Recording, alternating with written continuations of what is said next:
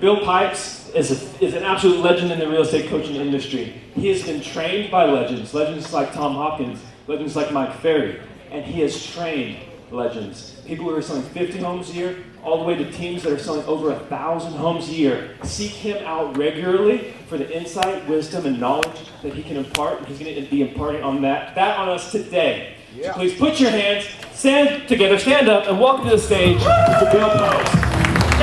Right on! I'll shake your right hand, not your left hand, man. So, what's up, guys? How you doing? Hold on. No. Stay standing. Stay standing. Get your asses up. Keep them up right now. How you guys doing today? I need you to repeat after me. Coach.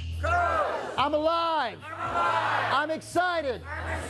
And I'm full of energy. Give it to me one more time, Brent. I want you to do it all together. You're just going to go, Coach, I'm alive, excited, full of energy. And you're going to give 5 people high fives and tell them you are powerful. So on the count of 3, 1, 2, 3. Coach, I'm alive, I'm excited, and I'm full of energy. Give 5 people a high five. Welcome on board. Let's go, baby. Yeah. Grab your seats. Test. Good. 1, 2, 1, 2. All right. That's how we should start every day, right? People ask me, are you this way all the time? Do you drink coffee? No, I don't, right? I am just high on life. How many of you guys are high on life right now? Only 3 of you? How many of you guys are high? The rest of you guys are high on weed? Like, what's up? It is California. It is legal now at this point. I tell you what, Sacramento is one of my favorite, like, honest to goodness places. And it's not just because I'm here that I'm saying this. It is one of my favorite places to speak at. One of my favorite group of agents to speak to. Do you know why?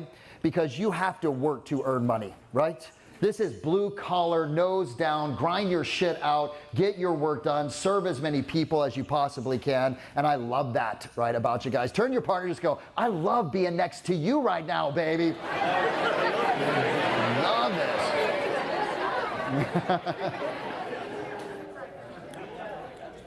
So, for those of you that don't know me, I'm Coach Pipes. I've been in the industry. I can give you a little background. By the way, today what we're looking at is becoming the master. 3 steps to 7-figure conversion. We're going to talk about earning 7 figures in real estate. How many of you guys inside of this room really do believe, like, and honestly want and are committed to earning 7 figures? Raise your hand, say aye. Turn your partner and go, he's talking to me right now. We're going to unpack that today, because one of the key things, one of the key components to you being able to earn 7 figures is, can you convert leads over to appointments and appointments over to listings taken or buyers? And coming up soon to a movie theater in your neighborhood. We're back to 2021, guys. How many of you guys are beginning to notice it smells like, it walks like, it talks like a market that's very similar to 2021 right now, guys? Raise your hand, say aye. Multiple offers, yes or no? Yes. Increasing? Yes. Okay, inventory as tight can be, yes? In fact, do me a favor, turn to your partner and just give them, like, tighten every orifice in your body and look at them like this.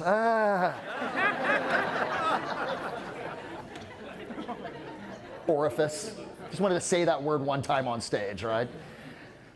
That is what is happening with inventory right now, is it's constricting. It's going to stay constricted. And I'm going to go over a lot of data with you guys here today, because one of the things I'm going to teach you that you're going to begin to adopt is my style of selling.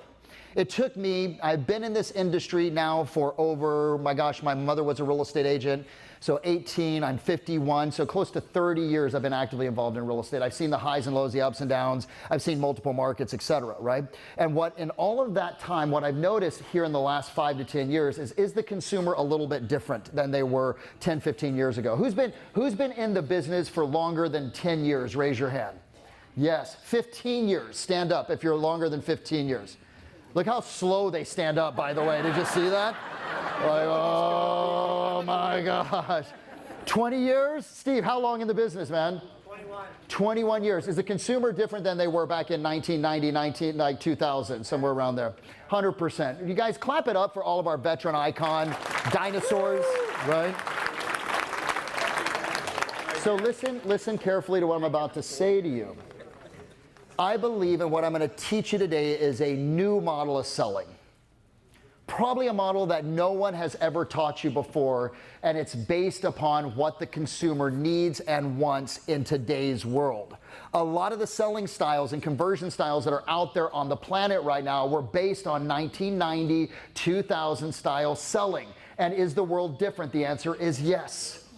The consumer today is a lot more educated than they were 10 years ago. They have a lot more information at their fingertips, and that's both a good thing and it's a bad thing as well too, because most of that information that they're getting is a bunch of bullshit that's coming in from Fox or CNN or a YouTuber or any type of bozo that now has a mic and an internet and has an ability to put information out there that is not based upon data and based upon facts, and we bump against that every single day. How many of you guys have had that happen with any of the buyers or sellers, that they have a false narrative about what's going on in the market right now? Raise your hand, say aye.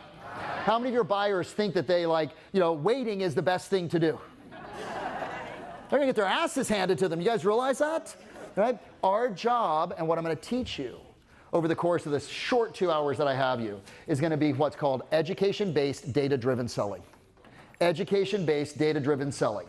Right? Where our job is to educate the consumer, right? To prospect every single day, to find the motivated, so you can have an education-based conversation so that they can make intelligent decisions. Does that make sense, guys? It's really simple. In the end, real estate is a simple game. Pick up the phone and prospect. Do me a favor. Turn to your partner right now, and with a big smile on your face, I want you to look them dead in the eyes and go, I love to prospect, so I do it every single day.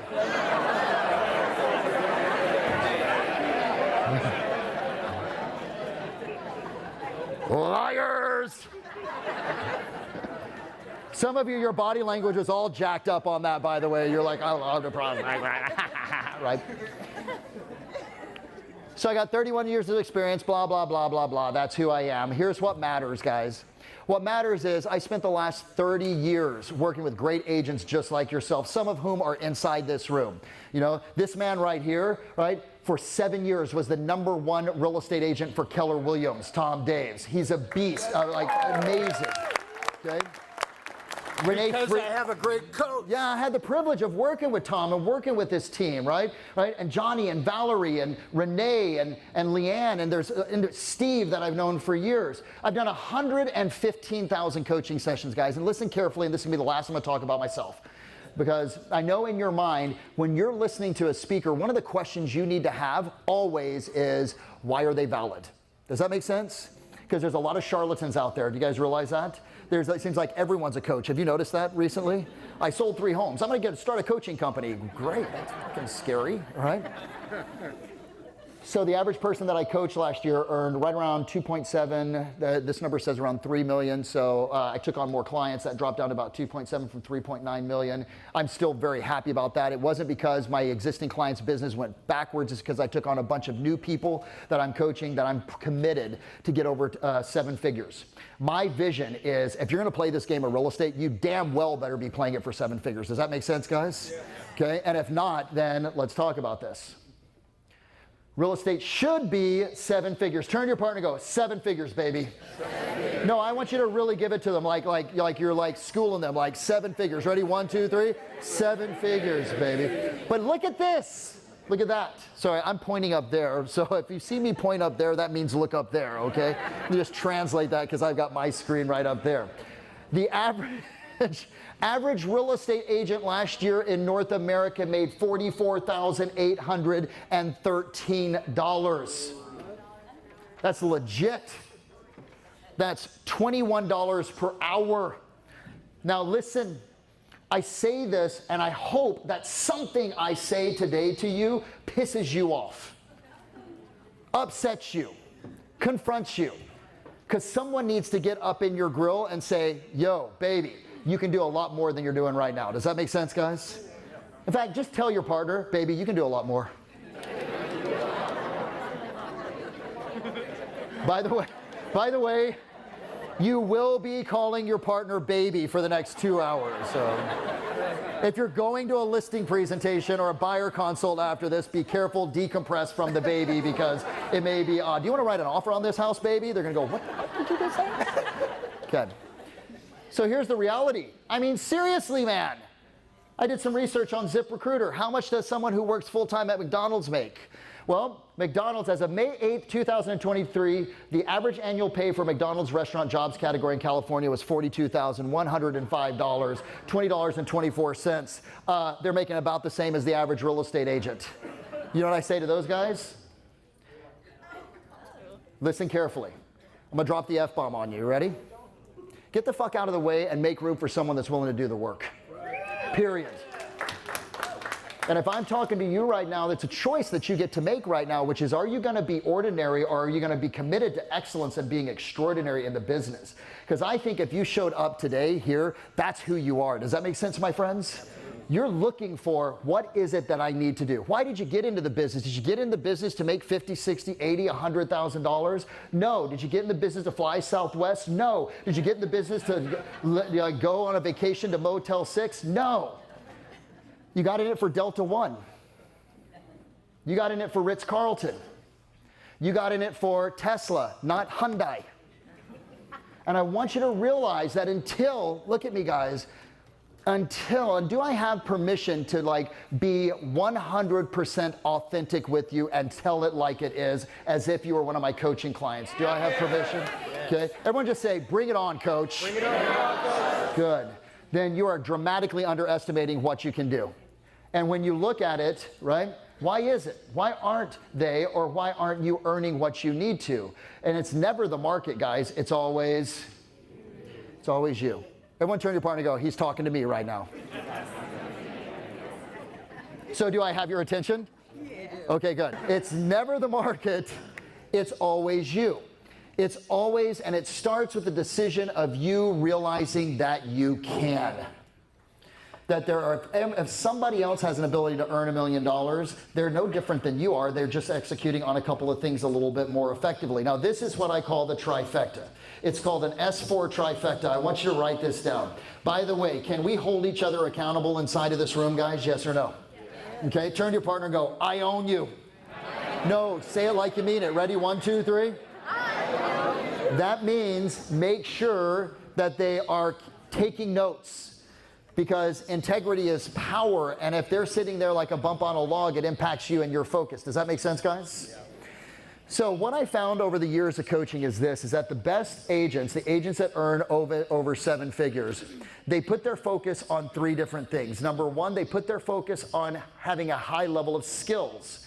Now, if we define skills, you may want to write this down. It's nothing more than a series of dialogues, conversations, and techniques used to connect with people.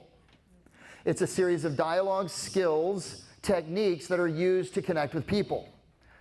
What I find, guys, is most agents are very, very weak at the level of skill that they have. They don't take the time to practice their scripts. They don't have a duplicatable, predictable conversation that they're having with leads. And if they do, they're doing it ineffectively. Does that make sense? How many of you guys can recognize right now, do you guys hear me now? Yeah. Okay, good, awesome. Recognize right now that your skills based upon what's taking place in the market, is the market shifting and changing right now, guys? Yes or no? Do you need to have different conversations, right, to move buyers forward? Would you like some scripts and dialogues today that you could use that are proven, right, to be able to actually crush objections? Raise your hand, say yes, please. Absolutely. We're going to work on that today. Number 2 are standards. What I notice about the 7-figure agents, and I'm going to talk to each one of you as if you're already earning 7 figures. Why? Because I want you to live into the future of what it is that I see you as. And I believe every one of you can earn 7 figures. Point to yourself and go, me next, please. Ready? 1, 2, 3. Me next, please. No, like you're committed. Ready? 1, 2, 3. Me next, please. Turn to your partner, say it to them.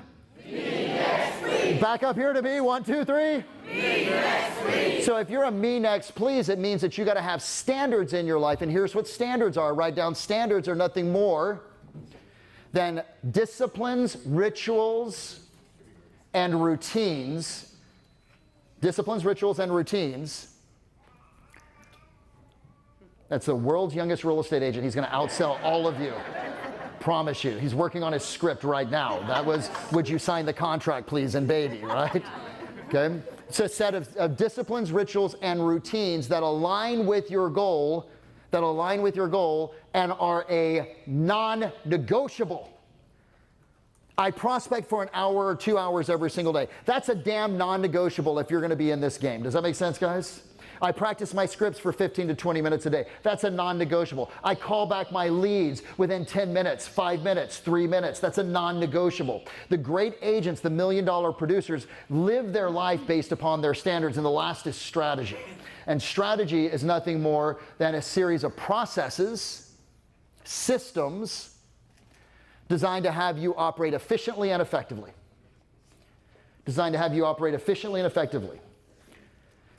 $1 million agent earning $1 million. Do you think they have a process or a system for marketing to their past clients in Sphere? The answer is yes. Do they have a process and a system for their open houses? Yes. Do they have a process and a system that is designed around what they're going to do post-closing? 100%. Now, I want you to think about the normal agent earning $44,000 a year. Are they skill-based? The answer is no. Do they have standards? Yeah, it's called being poor. They have a standard, a commitment to being poor, right? And do they have strategy, right? Okay. Yeah, maybe they have a strategy, but it's not predictable, it's not duplicatable, etc. Today, we're going to unpack all of these for you guys, because every single one of these is designed to have you convert at a higher level. I want you to be a freaking sales Jedi, a ninja when it comes to conversion, so you are turning away business. Would you like that? Yes or no, guys? Yeah. Okay, awesome. So, what do you get paid to do, guys? What do you get paid to do in real estate? Live your dreams. Live my dreams, help people live their dreams. Actually, here's what I want you to do really quick. 10 seconds with your partner, ask them, what do we get paid to do in real estate? How do we monetize? Like really quick, just discuss it really quick. That's the person, yeah.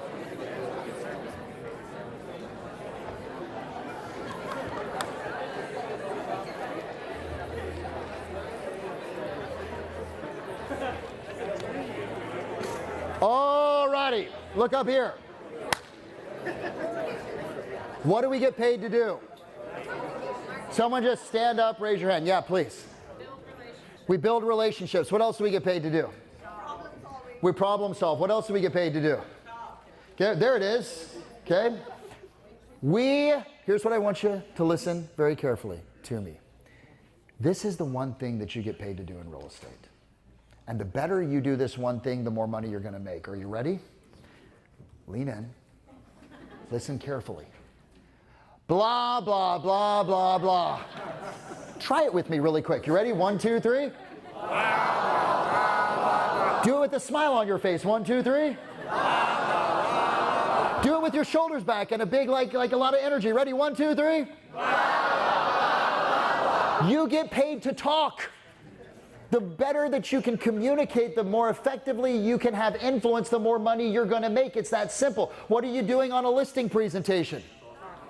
Blah, blah, blah, blah, blah. Sign the contract. What are you doing when you're working with a buyer? Blah, blah, blah, blah. House. Blah, blah, blah, blah. Do you like? Blah, blah, blah, blah. Let's write up an offer. What are you doing when you're handling objection? Blah, blah, blah. No, I won't cut my commission. Any other questions, right?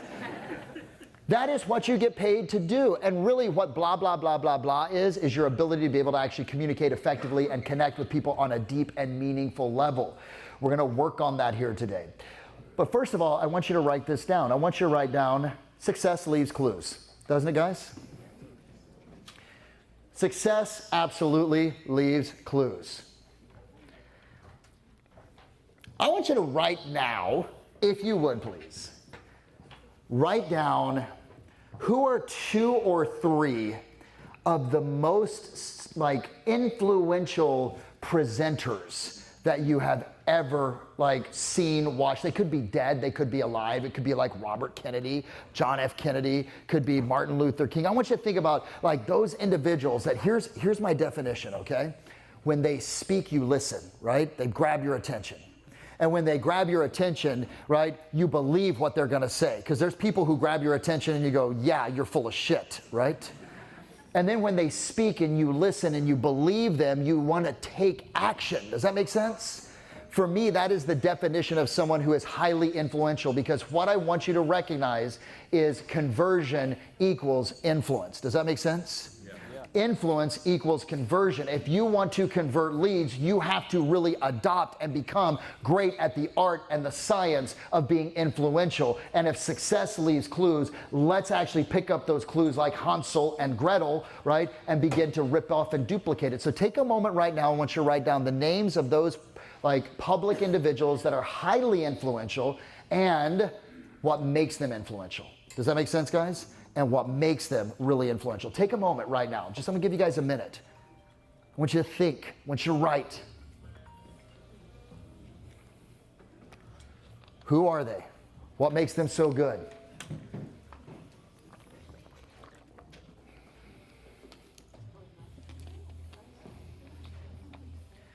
Steve, I can't wait to hear yours, man.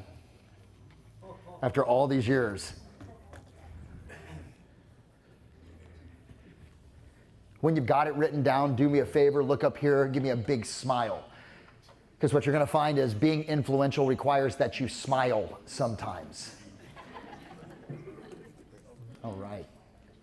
Keep writing. Who are they? One or two people. What makes them so good? What makes them so effective?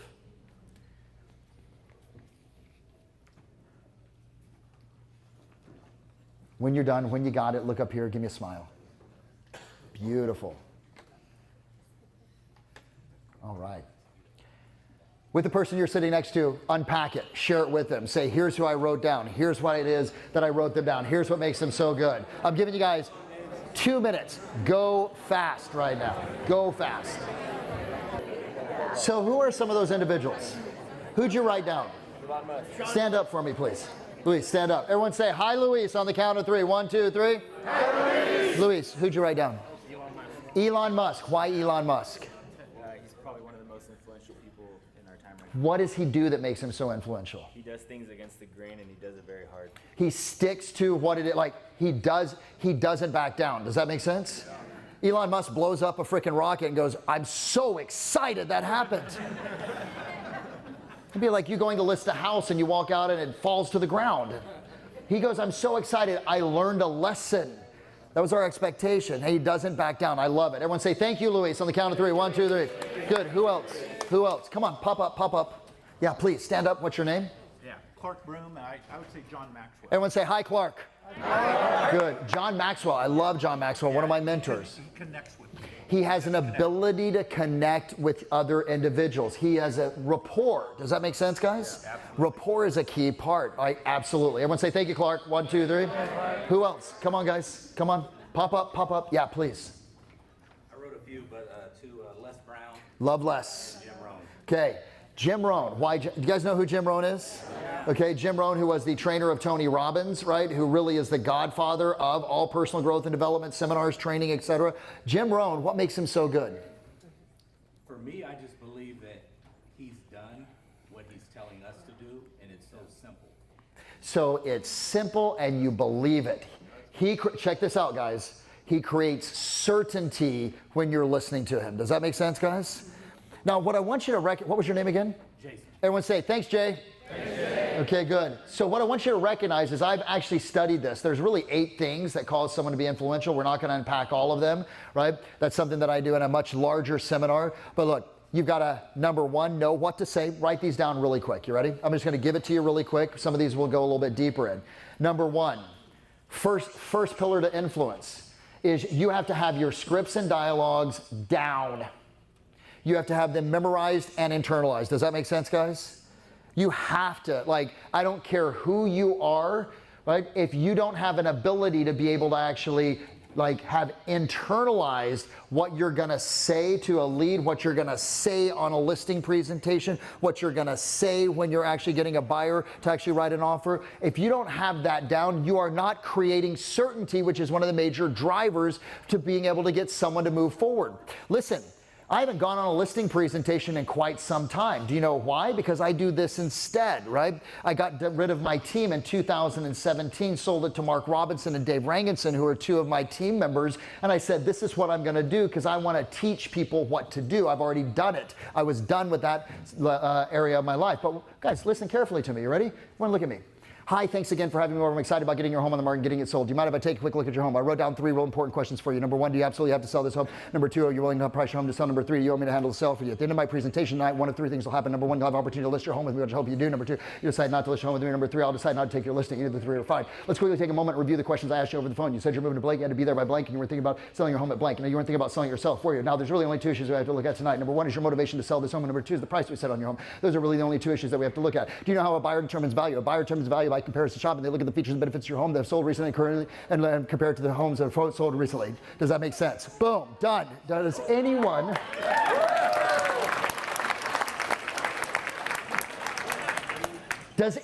know what the hell that was? It's my listing presentation. Why?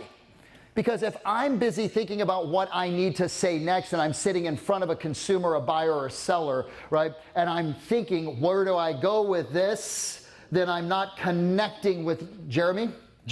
I'm not connecting with Jerry, right? And remember, influence is an ability to connect with people on a deep and meaningful level. Make sense, guys? Turn to your partner and go, you got a lot of work to do, babe, right?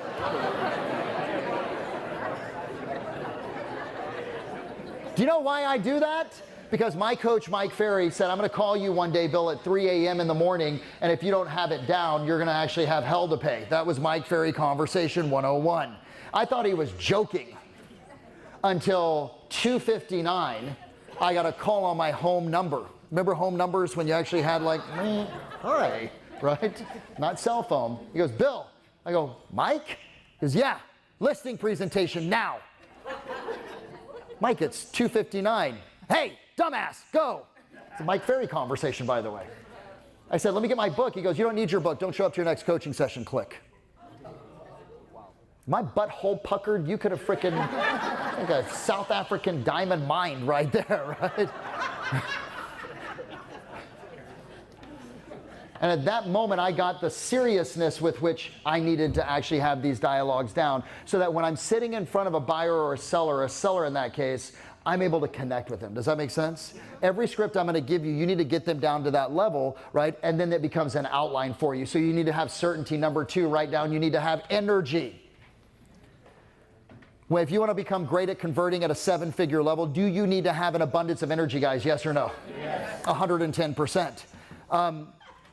Could you imagine, could I do this entire 2 hours with no energy? Oh, hell yeah, I could. We'll all be sleeping.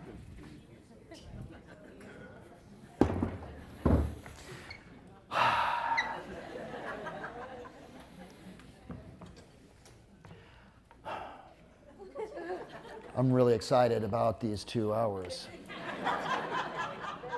All of you deserve to earn 7 figures. Turn to your partner and go, I deserve to earn 7 figures. What does this sound like? A loser. Turn to your partner and go, your listing presentation. No. Oh. But check it out, my friends. Energy, write this down for me. Energy sounds like you care, doesn't it? No, notice, you started to, just in the course of 30 seconds, how many of you started to check out? Start thinking about other things. I lost validity with you because of the fact that I did not have a ton of energy. Write down, energy is attractive and compelling. It sounds like you care. It's attractive. It's compelling. Now, some of you are like, well, Bill, I'm not naturally energetic. $44,213. How's that working out for you? Could you fake energy, yes or no? Yes.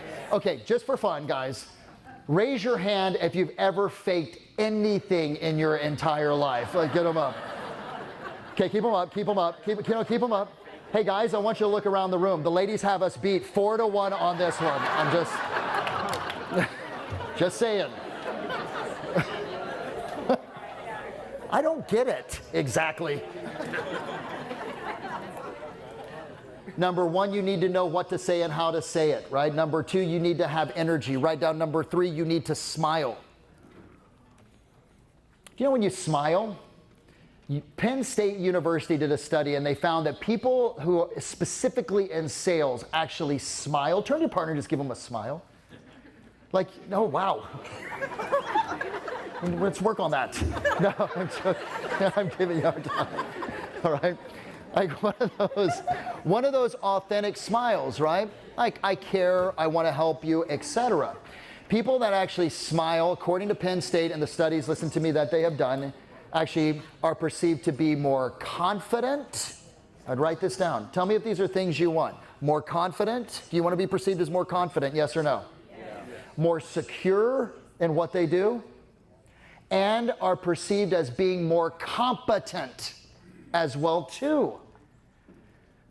So if you get two people both using the same dialogue, one's smiling, one's not, the normal consumer buyer or seller, Steve's going to look at the one that's smiling and go, I don't know what it is. I feel more attracted to that person. I feel more comfortable. I feel more certain just because they smiled. Make sense, guys? See, these are little small things that you can do that will make a big difference as we get into some of the bigger pieces as well too. So we've got number one, get your damn scripts down. We got number two, deliver them with energy. Number three, it's that you need to smile. Okay, number four, write down, you need to have empathy. Gentleman by the name of Chris Voss. Has anyone ever heard that name before? Yeah. Okay, I will give you guys an assignment as if I was coaching you right now. Does that sound good, guys? Every single one of you in the next 30 days needs to read the book called Never Split the Difference if you haven't read it. Never Split the Difference. Chris Voss, one of the most badass FBI negotiators, Steve, on the planet. In fact, he is, Justin, the most badass negotiator. He is the most successful FBI negotiator in the history of the FBI. With 17, Chris Voss, V-O-S-S, Never Split the Difference. 17 negotiation situations where people were like, we've got your kid, and if you don't give us $50 million, we're going to kill him or her. What would you do? I know you're sitting there thinking, well, which kid is it? Actually, right? Which one? Like, do I have a choice on this one?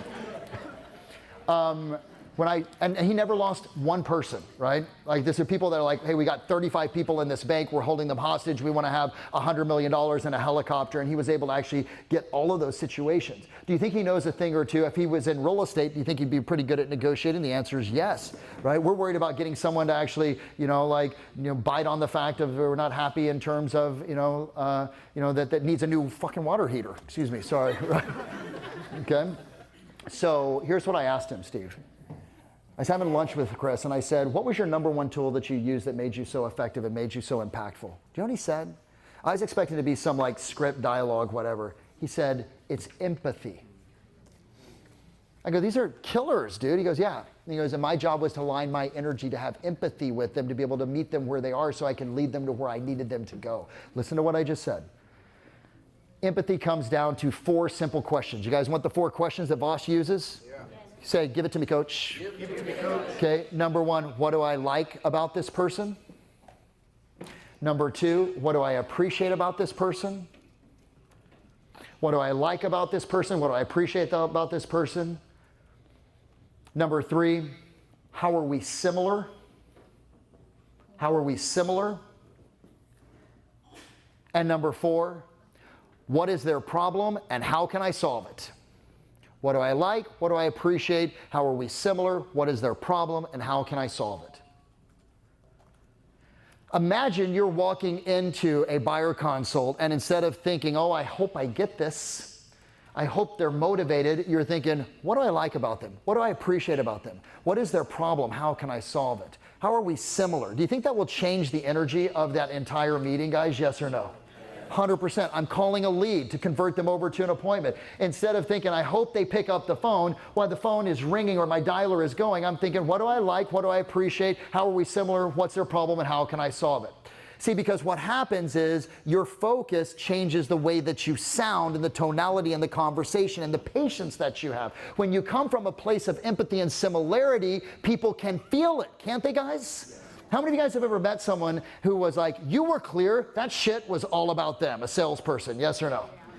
Okay, only 3 of you guys? Let me ask the question again. Have you ever met one of those slimy, slippery salespeople and you could tell this shit's all about them, all about the commission, all about the sell? Raise your hand, say aye. Aye. So if you do not actually switch the empathy light on, you will come across that way. Does that make sense, guys?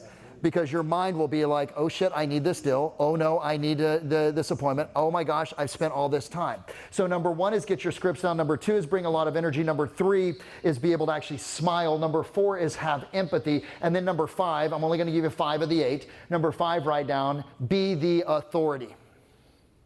Create certainty. Be the authority. Now, I'm giving this to you guys right now at a very high level, and we're going to go deep here for about the next hour and 15, hour and 20 minutes. Sound good? I'm going to give tactical to you. But you need to understand that when you speak, write down, you need two things, right? And I want you to write it this way. I need to know my shit. I need to know my market data. I need to know my market statistics. I need to know everything that I possibly can about what's going on. And we're going to talk a little bit about this. But on top of me knowing my stuff, my data, I also need to speak with a downswing. I need to use my tone to actually convey to someone that they can trust me, that they can respect me. Most agents, when I listen to, guys, look at me really quick, when I listen to them on calls, because I will require a lot of my teams to send me their calls, and I'll listen to them, they do a lot of this as their, would you like to set an appointment? Would you sign the contract, please? Do me a favor, lean over to your partner and go, he's talking about you right now. Guys, want to have some fun? Record yourself. Listen to, get a bottle of wine, not a glass, right? And a straw, right? Because you may need it. And you will hear, and then you just filter it through. Guys, look. You filter it through. How did I sound with my script? How was my energy? Did I sound like I was smiling? Was I the authority? Did I have empathy on that call? And I think what you'll find is how many of you from this little conversation right here can already begin to recognize, oh damn, there's some things I need to change in my approach right now. Raise your hand, say aye. Do me a favor, circle the one or put a star next to the one that you think is impacting you the most negatively and costing you the most money right now. Which is that one? That you, like if you did nothing else and just focus for 90 days on having more, what is your name? Chosen. Chosen? Chosen, yours should be smile. Because Chosen, like, no, honestly, as Chosen's coach, like, Chosen was sitting there like this.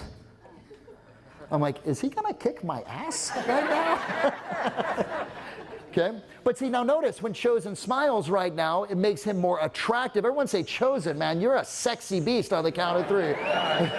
Ready? 1, 2, 3. Chosen.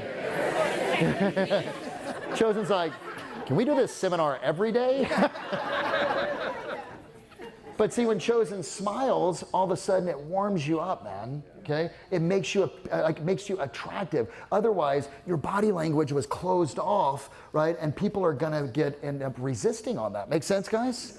So, you know, like I just want you all to recognize you all, just like Chosen, have your own thing that's standing in the way for you to be able to succeed. Share with your partner right now what your number 1 focus is going to be from those 5 things right now. What's your number 1? Number 1. That's the foundation on which we're going to build everything else. If I didn't go over that with you, it doesn't matter what I give you from this point forward. But now that you've got that as an understanding of the foundation, we're going to jump into mastering the art of conversion. All right? So there's 3 steps that I'm going to give you today. We'll go fast. I'm leading a seminar in October in Salt Lake City, right? Brent and I'm obviously going to be speaking at Build as well too, right? So look, guys, get your butt to Build. I'm going to tell you right now, you need to be around more people thinking bigger. You need to be around more people earning more money than you. You need to be in a room where you are the smallest fish. You need to be in a room where you are challenged, right? Okay? Turn to your partner and go, that's why I'm sitting next to you right now. Right? So what we're going to do is this. We're going to unpack this. In order for you to become a master at the art of conversion, I've got 3 steps for you guys here today. Step number 1 is you got to become a master of the market and the data. You have to become a master of the market and the data. Today's world, it is the educated, this comes from my buddy David Childress. If any of you guys ever are familiar with Keeping Current Matters, KCM, founded by, how many of you guys are familiar with KCM? Absolutely fantastic. I want you, if you are not, you need to get acquainted with them right away. Childress, who is one of the smartest individuals. Now, I know Steve Harney, who is the founder of KCM, his son Bill, who took the company over, and Dave, who is now the face of Keeping Current Matters. What Childress and I backed Childress up on this. He said, it is the educated and informed salesperson that is going to own the market. Educated and informed. Why? Let's go back to certainty. When you know the market, when you know national trends, when you know what's happening locally and nationally, you can speak intelligently about that. People trust you. Does that make sense, guys? Okay, one of the 3 drivers for someone to choose you are trust and respect and rapport. You may want to write that down. Our trust, they have to trust you. When you have the data, they trust you. Respect, you need to do the shit you say you're going to do in the time you're going to do it. You need to have integrity, and you need to have rapport, which we're going to work on. You need to have your knowledge of the market and the data, your belief in the market and the data, and your ability to convey both to buyers and sellers, i.e. you need to practice your scripts.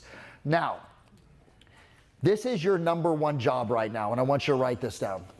This is your number 1 job. Remember, I put that there because I will forget it. Gotcha. Okay, so you're going to help me out with that, right? You need to be able to control the narrative. Number 1 is the narrative with yourself, and number 2 is the narrative for your clients. Is there right now a narrative for buyers and sellers that are out looking, thinking, contemplating buying or selling right now, guys? Yes or no? What are most buyers and sellers, what are most buyers thinking right now? They're going to wait. Why are they going to wait? Because they think that the market is going to crash, right? If you go on, it's really fun, man. If you go on and you just type in real estate market Sacramento, real estate market Roseville, real estate market, have some fun at lunch and put it in there. You know what's going to come up? Prices, oh my gosh, we're down from last year. You know, the debt ceiling, oh, the market's going to crash. 22% drop in home values is coming right now. All that shit right now is out in front, and your clients are seeing it over and over and over again. If you, okay, write this down. When two people meet,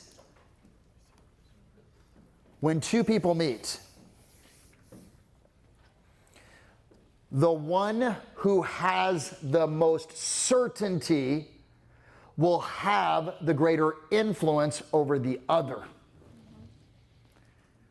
When 2 people meet, the man or woman that has the most certainty will have the greater influence on the other. The challenge that we have right now in real estate is most buyers are more certain about what's going to happen in the market and are more informed. Even though their information is off, they're more informed than the average bozo agent out there, and so therefore those agents cannot convert them over. Does that make total sense, guys? Yes or no? So what there is to do is, number 1, you have to be sold on. I am sold on right now, guys, that this market, if a buyer waits, they're going to get their asses handed to them in the second half of this year. Do you believe that, my friends? Yes or no? Sun's going to come up tomorrow in the east. It's going to set in the west. That's how much certainty I have. Why? Because here's what I'm doing. This is what you need to be doing every single day. You need to write down, I need to be spending 15 minutes studying the market. 15 minutes a day going into KCM. Here are my favorite places to go for my data. Keeping Current Matters. Keeping Current Matters. Number 2, you guys want a little secret? One that I love that many people don't know about, that is really the holy grail of data. 2 of you, that's awesome. Let me say this again. Would you like to have a market advantage over every single agent in your marketplace right now? Yes or no? Okay, write down Altos Research. Altos Research. How many of you guys are familiar with Altos? Mike Simon, it's like the best shit that's out there, guys. I'm going to tell you right now. It's absolutely fantastic. Whereas KCM gives you overall market data for the entire country, Altos will bring it down to 8 to 9 of your local zip codes and neighborhoods inside your marketplace, where you now have complete education, graphs, charts, information on it. So I'm going to spend 15 to 20 minutes a day studying the following. I'm going to go into Altos. I'm going to actually watch webinars. I'm going to listen to KCM. I'm going to go to Housing Wire. I'm going to listen to Housing Wire's podcast. Mashimoto, who is the economist for Housing Wire. I'm going to look at everything that NAR is doing and putting out. I'm going to look at anything. I'm just going to spend 15 minutes grabbing data. Does that make sense, guys? Yeah. Because if I'm informed, write down knowledge equals confidence, ignorance equals fear. Yeah. Knowledge equals confidence and ignorance equals fear. When I know this stuff inside and out, I'm going to speak in a more influential manner because my knowledge base is that much higher. Does that make sense, guys? And if I don't, I'm going to rely upon my personality. And guess how much your personality is worth? Turn to your partner and go, $44,000. Oh, come on, coach. All right? So, your knowledge of the national real estate market. Why do you need to know the national real estate market trends? Because that's what they're getting from the news and the media, and I need to be able to talk about that. I need to be able to condense that down and look on my local MLS and everything that's happening for the local MLS, and I need to believe that it's still a good time to buy, and right now is the right time, and my ability to convey number 1, 2, and 3. Okay, let's jump into some data. I wanted to give you guys something immediately that you need to use right now, like the next 7 to 10 days. This is fresh off the presses. This is the first time I've presented this, minus to a couple of the teams that I coach. This is me studying data all the time, 15 minutes a day. A buyer says, I want to wait. Buyer says, I want to wait. I can either have a conversation with, well, you know, prices are going up and inventory is dropping. I can speak in vague ambiguities. And what is the challenge when I speak in vague ambiguities, my friends? Okay, write down, my opinion equals bullshit. I want you to write that down. My opinion equals bullshit. Or if you want to do PG-13, caca. It's up to you. My opinion, if it comes across and I'm talking to a buyer and it sounds like, if I use like, well, I think that this is what's going to happen, what is the challenge with that? The challenge is, if it occurs as your opinion, then they're going to filter that through. You're a salesperson and you want them to do something that's in your best interest, not in their best interest. Does that make total sense, guys? Yeah. All right, let me say that again because it's really important. If you do not have the market data and you're looking to convert and you start talking in opinion-based language, right, they're going to go, well, of course, what is your name again? Lewis. Of course Lewis wants me to actually move forward because he wants to get that commission. Do you realize that's what they're thinking right now? Yeah. Right? But watch this. Hey, Lewis, I can definitely appreciate the fact that you want to wait. Can you help me understand what it is that makes you think that the market's going to be more in your favor in 6 months than it is right now? I'm going to give you the script, okay? Then Lewis tells me, well, I think that prices are going to come down. It's a common thing that buyers are saying right now, right, guys? We think prices are going to come down. And I say, well, Lewis, you're absolutely correct based upon the data that's out there to think that. Can I share with you what makes me extremely nervous about that? Lewis says, sure. Yes. Lewis, do you realize that in February of this year, home prices went up, increased by 1.6%? Lewis, did you know that? You didn't. Most people don't, right? Because the media isn't talking about this. And do you want to know what CoreLogic, who tracks this all the time, is now? Now notice, I'm quoting what? I'm quoting an outside source. You may want to write that down. If you want your data to really stick out in a positive manner, quote Keeping Current Matters, quote CoreLogic. In NLP, neuro-linguistic programming, which is the science and the art of persuasion, right, which I teach, when you quote a higher source, it makes it so that it's no longer your opinion and it's related to more as factual. Can you guys see that? Okay. And then if it's fact, they don't push back. I say, listen, what makes me nervous that CoreLogic has established that in March, we're going to see numbers, because they're just coming in right now, increase by 0.8. That's a 2.4% increase over 2 months. Lewis, did you recognize that? So, Lewis, what is that on a monthly basis? 2.4 divided by 2. 0.7. Yes. Good. Yeah, so at least we know prices are going to increase by 0.5% every single month right now. Lewis, you waiting 6 months means you're going to pay 3 to 5% more for the same home than you are right now. You don't want that, do you? Okay. Now, do you see what I just did, guys? I used the data to educate Lewis for him to make a more intelligent decision at that point. Why could I do that? Because I've been doing my research of 15 minutes a day and grabbing it. Now, is this a different style of selling? Yes or no? It 100% is. But see, the consumer is different today, right? 5 years ago, 10 years ago, I didn't teach this, right? I taught a more angular style of selling, but right now we have found through testing that this is the way to do it. Now look at this, 1.6, March 0.8. Do you think April numbers are gonna come in higher as well too, yes or no? 100%. Do you think May numbers are gonna come in higher? Even with rates going up. Inventory, now watch this. Now I go, and Lewis, also, can I share one more thing that concerns me about you waiting for the next 6 months? Do you know what inventory is? It's a phrase that we use here inside of the real estate industry. Do you know what inventory refers to? That's exactly correct. Now, what did I just do right there? We're both on the same side at that point. Does that make sense? Okay. I go, do you know what's happened to inventory the last 7 days, Lewis? Not the last 7 days. It's dropped. Now, I'm going to have this data on a sheet in front of me, and guess what I'm going to do? I'm going to point at it. Take a look at that. Lewis, inventory in the last 7 days has dropped by 5%. Last year at the same time of 2022, we saw inventory increasing by 4 to 6%. We're going the exact opposite right now. So Lewis, imagine if that continues over the course of the next 6 months that you're waiting. What does that mean? Not only are you going to have pay more, but what are you going to have to choose from? Do you want to pay more and have less to choose from, Lewis?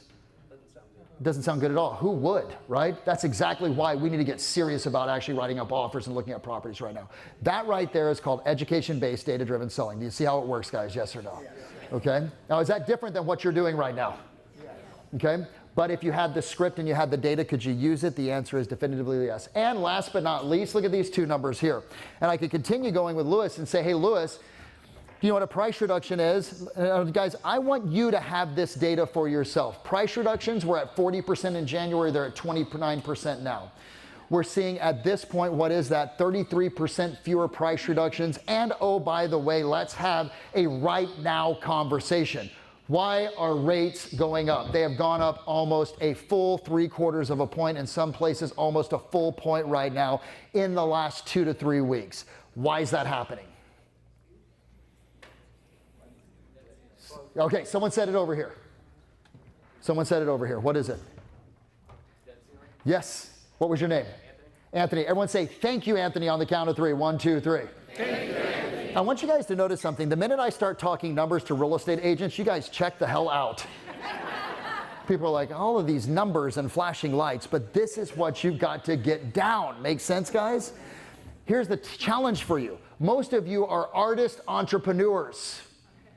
You're like natural life of the party. People love being around you. You suck at following a schedule. Turn to your partner and go, especially you.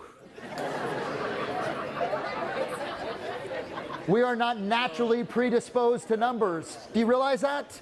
Great salespeople normally are like high I, high D. The D's don't give a shit about the numbers. They just want people to sign the contract. The I's want to talk about anything else except for numbers and about how much fun life is and selling and everything. The C's are so analytical that they never actually open their mouth to have conversations about the numbers, right? And the S's are too scared to talk about the numbers because it actually may upset somebody.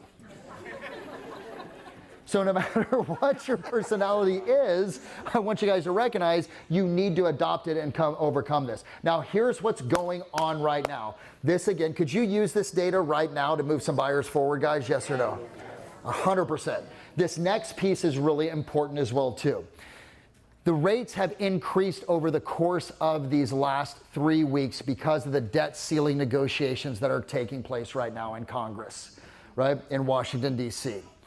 And that causes, what's happened is, I'll just give you guys macroeconomic. Money is moving out of the government bonds, and it's actually moving over into corporate paper, right? Because people are unsure about what's going to happen. Is the country going to default? Is the country going to default, guys? Yes or no? Absolutely not. You guys get that? You realize all that shit that's going on in the media is designed to scare you so you keep your eyes on it so they can sell more marketing dollars. That's what's going on, right? Now, I don't want this to be my opinion for you guys. I want this to actually be, there it is, I got it. I want to show you, I got really curious. What you're going to find, guys, is the minute you start tracking numbers, it's sort of addictive. Like it really is, because you can start to, I get chills on my arms. That's my barometer that something's good, right?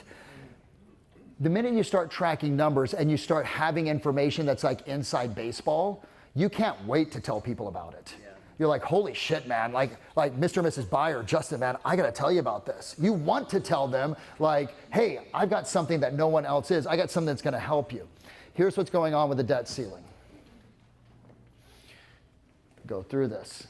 By the way, this is just some information that we have here. This is a projection of what rates are gonna do. They're gonna come back down. This is from Altos. Inventory is still at historic lows. Do you see that? It crept back up in 2022, but it's beginning to come back down. This is the projection of what home values will do over the course of the next couple of years. These are just slides I want you to have that you can use when you're talking to buyers, back it up, or sellers as well too. Here's why rates are up, okay? You have to understand this so that you can discuss it, and this is relevant till January, probably the 3rd or the 4th. Write that down. Why June the 3rd or the 4th. Sorry. June the 3rd or the 4th. Why is this relevant until June the 3rd or the 4th? That's the proverbial line in the sand. Does that make sense, guys? That's when Congress has basically said, now please, here's what I request of you. Stay focused with me. I know it's fun and entertaining when we're doing the other conversation that we're having up in the first hour, but this right here is the meat. Make sense, guys? So I need you to stay focused. Do me a favor. Lovingly punch your partner in the arm and tell them to stay focused. Lovingly.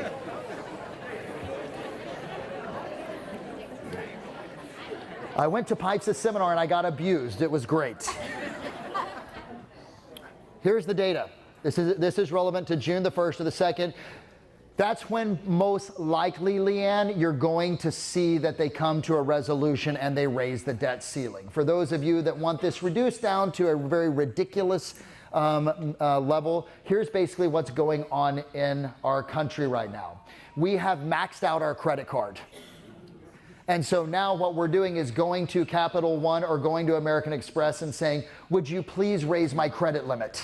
Yep.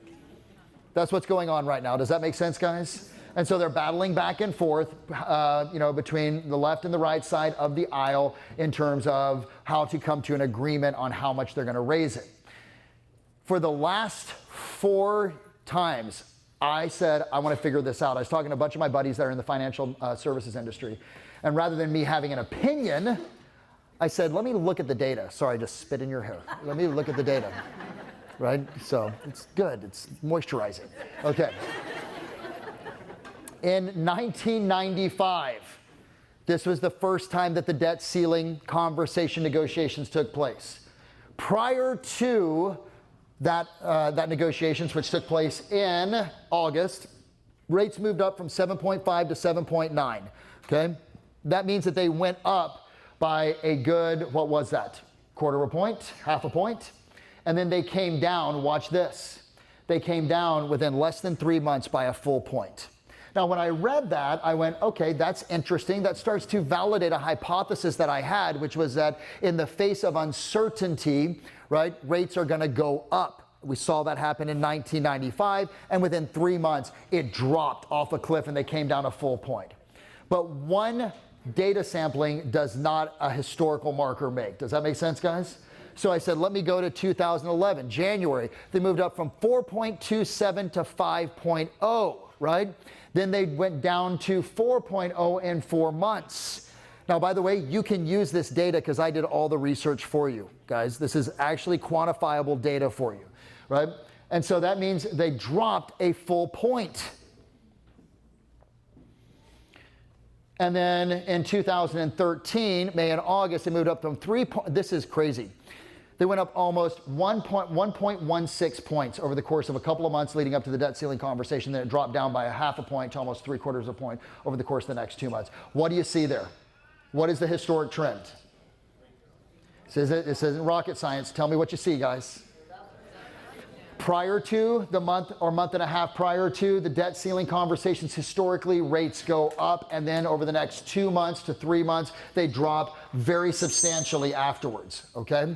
So could you use this for buyers that are waiting right now? And the answer is yes. My conversation with a buyer that is waiting right now is this.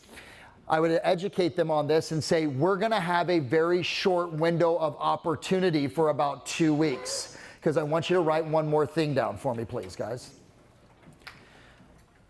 Please write down June the 15th. Does anyone know what happens on June the 15th? That's exactly correct. Who said that? Leanne? Thank you, Leanne. Right? The Fed's going to meet again. Now, any of you guys ever invested in stocks, commodities, anything along those lines? Any of you guys ever heard of options? Okay, what are options, guys? We're betting on what's going to happen in the future, right, guys? In commodities, it's actually called a futures. You can long or short pork bellies, you can long or short oil, you can long or short just about anything. In stocks, it's called an option. It's a put or a call. If I think the stock is going to go up, right, then I'm going to open a call, right? And if I think it's going to go down, I open up a put that basically says it's going to go down or it's going to go up, all right? In interest rates, you have what are called swaps. They're the equivalent, I want you to write this down. They're the equivalent right now, and have been, of a futures or an option in interest rates. Now, by the way, I want you guys, as I'm saying this to you, if you started having these types of conversations with your buyers, what is it beginning, or sellers? And by the way, most sellers, because I get people asking me, well, I understand this conversation on buyers. What about sellers? You know, it seems like sellers would want to wait. Does anyone remember 2021? Raise your hand, say aye. Does anyone remember sellers that were like, I'd love to sell my house, but I can't find anything else to move into? Does anyone remember those conversations? Yes or no? So for me, when I say sellers or buyers, understand it's also sellers that need to buy, because they're going to get actually out of the market because of the fact that they won't be able to find anything. If you started having these conversations right now, where I'm talking interest rate swaps, where I'm talking debt ceiling, when I'm talking historic data, when I'm talking, you know, like numbers up and down, what does it automatically position you as immediately? I am the credible expert. Right? And when you're the credible expert, someone that's motivated will follow your lead. Does that make total sense, guys? Yes or no? Okay. Are you liking this? Yeah. Okay, good. Now watch this.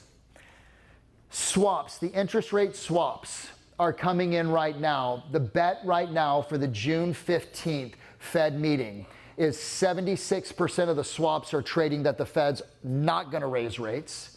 20% is trading that they're going to increase rates by 1/4 point, right? And then you've got about 5 or 6% that are saying rates will come down 1/4 point. The majority of the predictors right now are saying rates are going to stay the same. This will be the first time that we've seen this in how long, guys? In like 11 raises. You guys realize that? Raise, raise, raise, raise, raise, raise, raise, raise, raise. Now, look at me. I'm sitting in front of this buyer. I'm having this conversation. I've educated them on the data right back here. Right? I've taken them through this, and I've got a script that actually puts this all together for you that I'll show you in a second. I've taken them through this. I've taken them through this debt ceiling conversation. And now I've taken them through also the interest rate swaps. By the way, on June the 15th, if the Fed does not raise rates, what's going to happen to the real estate market, guys? You guys tell me what's going to happen. It is going to go through the roof. Do you guys realize that? Because the certainty and the consumer confidence and this busyness that you feel right now, multiply it times 2, potentially 3. Make sense, guys? All right. So I have that conversation with them, and by the way, that's gonna, if you guys want that, I'll send that out to you. This is the data that shows the ups and the downs as well too. If you can circle it, you know, it was chosen. If they can circle it, chosen, and put like those little dips. Let me pause really quick here, guys. Do you guys want the scripts? Yeah. Okay, good. Please work. Yes! Sorry, I get so excited when technology works. Everyone do me a favor and just say, thank you, Anna, on the count of 3. Are you ready? 1, 2, 3. Thank you, Anna. Actually, she's right back over there. Anna, stand up really quick, right? Everyone say, thank you, Anna. Thank you, Anna. She's the one that makes that possible. So, yay, thank you, Anna. Okay? You'll need to put your information in, your contact information, and you become part of my VIP list, and we're going to send all these scripts and dialogues that you're about to get out. Okay? Now, here is the dialogue. Are you ready? With every single lead that you have right now, this is the conversation. There are 3 slides right here. We'll put this out to you. It'll be one beautiful script. It says, I have a lead and I say, hey, you know what, Chosen, I'm curious, what have you heard is occurring in our local real estate market today? Let's role play really quick. You guys want to hear a role play? Yes or no? Okay. What have you heard is occurring in our local real estate market here today? There's fewer houses being sold. There's fewer houses being sold. You're absolutely correct. Anything else that you've heard, brother? I think a lot of realtors are getting out of business. So you've seen a lot of realtors that are going back. They're working on a different script called "Do you want fries with that burger, ma'am or sir?" Right? Okay. Hey, Chosen, I was wondering, where did you get that information from, right? That, A, there's a lot of realtors getting out of the business, and B, that, there aren't as many houses selling. Oh, YouTube. YouTube. Yeah, that's a reliable source for a lot of people. Now, by the way, I want to meet him where he is. Does that make sense? Yeah. My number one goal, please write this down, is to understand his narrative. I'm not going to come from judgment. If he gives me something I disagree with or that is not founded in reality, I'm not going to think to myself, what a dumbass. I want to understand that the only problem is that Chosen's compass is off. Does that make sense? His information, like where he's getting his information, is inaccurate. And then I say, well, where did you get that from? And then I can help me understand how strong what I call his BS is. Now, BS isn't what you think it is. Write down BS stands for belief system. How strong is his belief system? Now, watch this. Once you have the best seat. Not only do you get spit on, but you can see it right there, right? So now this is the second part. First part of the script is meet them where they are. The second part of the script is now I want to educate and inform them. And listen to how I deliver this to Chosen right now. I go, Chosen, let me share with you the reality of what is actually occurring in our local market today. What did I do with my tone? Where did I put the emphasis? I did a really hardcore downswing on reality and actually. Why is that? Because if otherwise, listen, Steve, let me share with you the reality of what's actually occurring in our local market today. How does that sound? Unbelievable. Just sounds like blah. But if I go, hey, Chosen, let me share with you the reality of what is actually occurring in our local market today. It basically, with my tone, says, I know what you think is reality, but here's the truth of what's going on right now. It begins to actually devalue and change the narrative by changing my tone. Does that make total sense, guys? Because a lot of times it isn't just what you say, it's how you say it. Then I'm going to present to Chosen the market data that I just gave you. Here's what's our current inventory levels. Here's how many months supply of homes for sale. Here's how many new listings in the last 30 days. What's the total of listings and sales in the number of sales. I'm going to play off, look at me guys. I'm going to play off, here's how many new listings came to the market in the last 30 days. And here's how many sales took place, new escrows. Why? Because in most markets, what's bigger? The number of sales or the number of listings? Number of sales. So I want him to be able to see inventories constricting more and more and more. And this is where I use my local data. I use my local MLS. Make sense, guys? Then, once I get through with that, now, look at me, guys. I highly, highly recommend that you have this on a sheet of paper. That if you're meeting with them in a buyer consult, right? Or if you're going to have a conversation, you send it out to them to be able to look at. Because probably about 80% of the population are visual learners, meaning they need to be able to see it. Otherwise, it's just numbers. Now, when I present this, I'm not going to present it like this. Okay, so Chosen, right now inventory levels are, we got about 1.5 months supply of inventory, and that's about 1 month supply or 1.5 months supply of inventory. We have in the last 30 days, we had about 200 listings that actually came to the market, and we had about 300 that actually sold, and the average, I'm not gonna do it that way. Does that make sense? And that's, by the way, turn your partner, go $44,000 way. That's a $44,000 way to be able to present it. The $1 million way is, Chosen, do you know what inventory levels are? Well, I think I do. Great. Inventory levels are this. Here's where we are. What's your thought on that? Chosen, this is how many homes that we saw come to the market. Take a look at this with me. How many homes is that? Oh, there's 300. That's 300 new properties came to the market. Look how many sales we had. Oh, we had 400, right? I'm going to involve him in that conversation. Does that make sense, guys? Yeah. So I'm not verbally vomiting just numbers over him. Then this last little bit says, hey, Chosen, why do you believe the market is so strong right now? And they'll typically say interest rates or something similar. Make sense, guys? But do you know why this market is so strong right now, guys? Twofold. Do you know why there is low inventory? In 2009, right, when this guy was absolutely dominating the market with frickin', what was it? With Arios, Blackstone, all that. Guess what builders did? Screw that. We're not going to build. And guess how long they pulled back for? 4 to 5 years. In that 4 to 5 years, guess what also started to happen? You had the largest demographic, look at me guys, the largest demographic in the history of the United States of a population called the millennials that started to come into their own with their jobs and start to buy houses. So we had a 4 to 5 year gap of building, right, creating this vacuum. Then you had this enormous group of millennials that were coming in, and because of that 4 to 5 year gap, we did not have enough homes. We still don't have enough homes. We would need to build at a rate that is honestly probably 4 times demand to be able to, because the only way, what's the only way? There's a couple of ways that you can actually overcome inventory challenges. What is it? Mass execution of old people. Probably, yeah, to find old people. I'm almost there, right?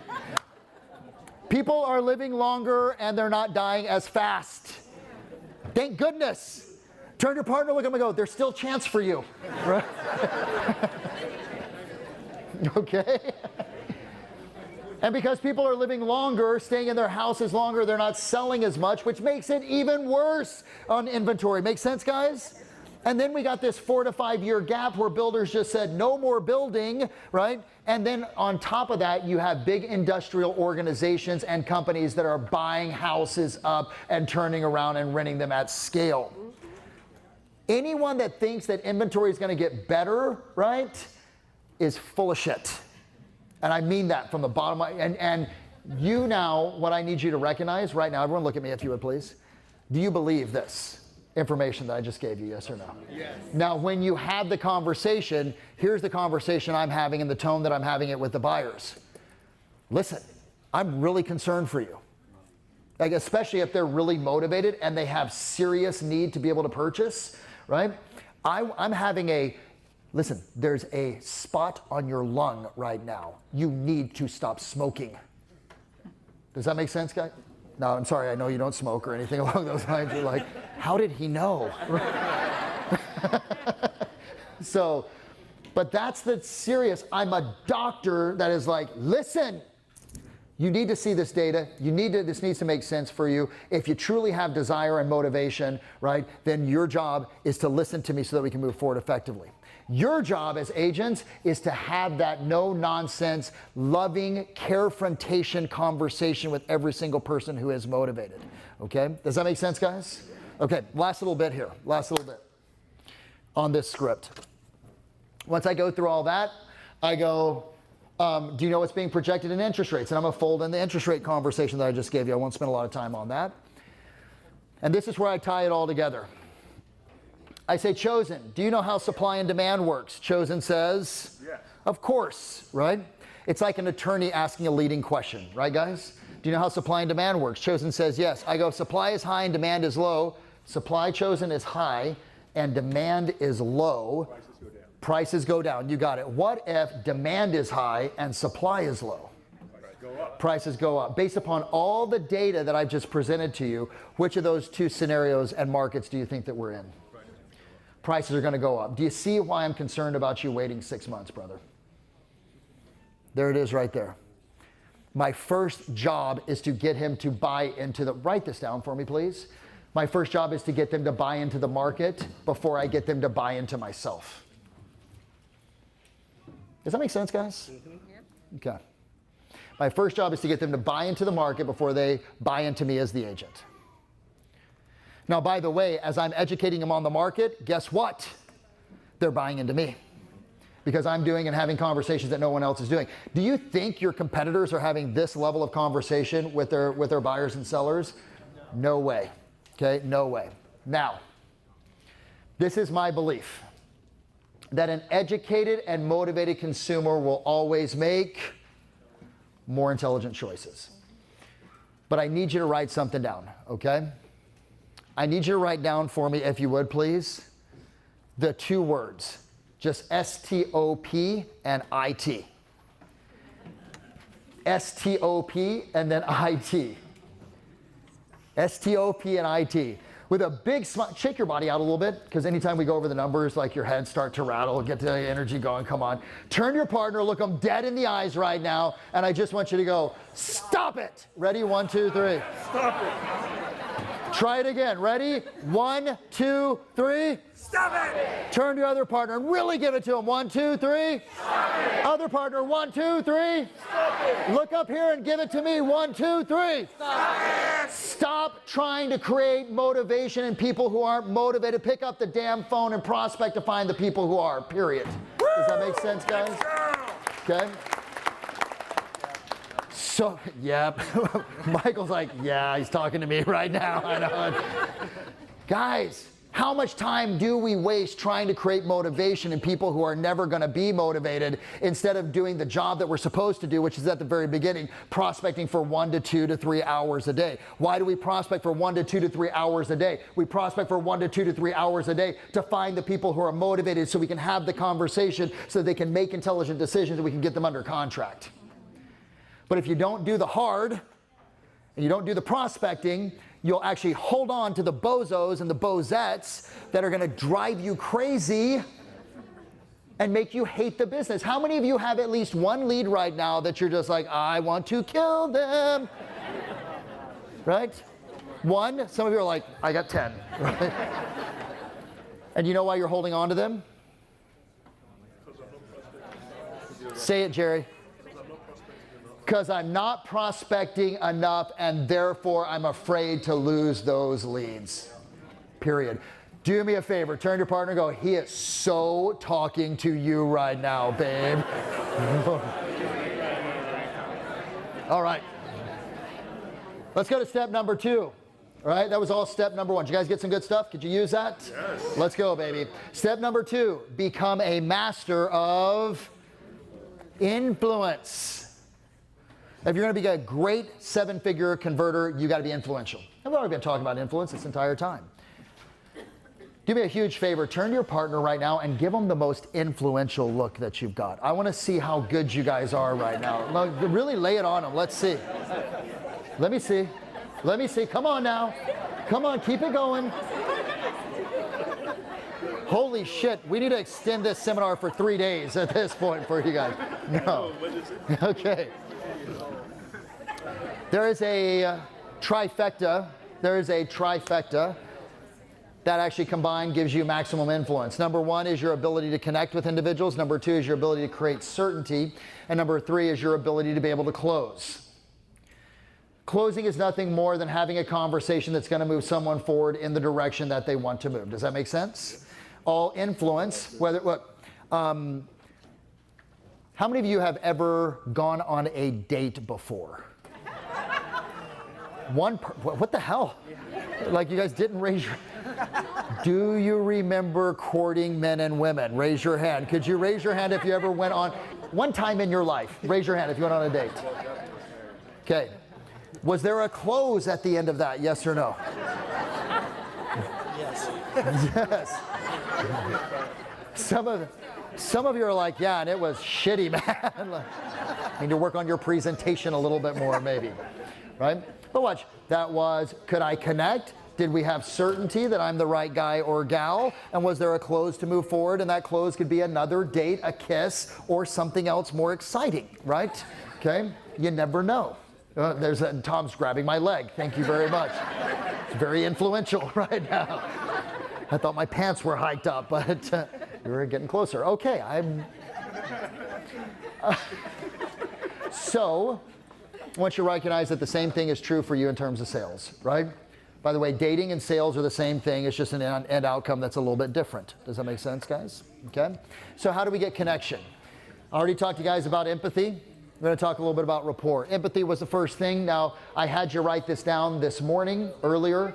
But there's the questions. What do I like about this person? What do I appreciate about them? How are we similar? What is their problem? And how can I solve it? Right? You guys have that. By the way, you're going to get this entire deck from us. Sound good, guys? In addition to the scripts that we're going to send out to you, you're going to get this deck with everything that's inside of it. Okay? Because I want you, yeah, of course. By the way, are your clients judging you? Okay. Are we as human beings judging, assessing, evaluating, analyzing people all the time? Yes or no? Were you guys judging, assessing, and evaluating me when you walked in? Hell yes, you were, right? Absolutely, right? Who is this guy? Why is he having me call my partner baby? I don't know, right? All the shit that's going on in your head, right? Did you judge the people that you sat next to? That's how you do. No, bullshit. Do me a favor, turn your partner and go, I've been judging you all day, sorry. My bad.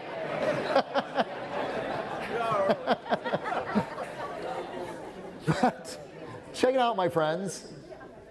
This is what we do as human beings. It is a survival mechanism. Listen carefully, right? We judge, assess, and evaluate behavioral traits to be able to determine if someone is safe, right, or someone is not safe. If someone has similar behaviors, then I'm going to actually let my guard down and be attracted to them. If someone is different in their behaviors, then I'm going to keep my guard up because they represent a threat to me. Does that make sense, guys? See, human beings, we hang around people that have similar behaviors as us. How many of you guys have kids that you know of someplace out there in the world? Yes? Okay. Have you ever caught your kids saying some shit that you said before, yes or no?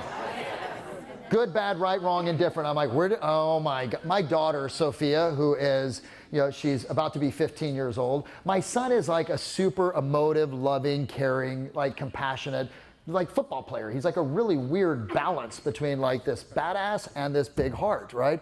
My daughter is, if there's not a door, we're gonna run through it and then we'll frame it afterwards and call it a door, right? She can give a shit about anything else except for her. She's just like me, right?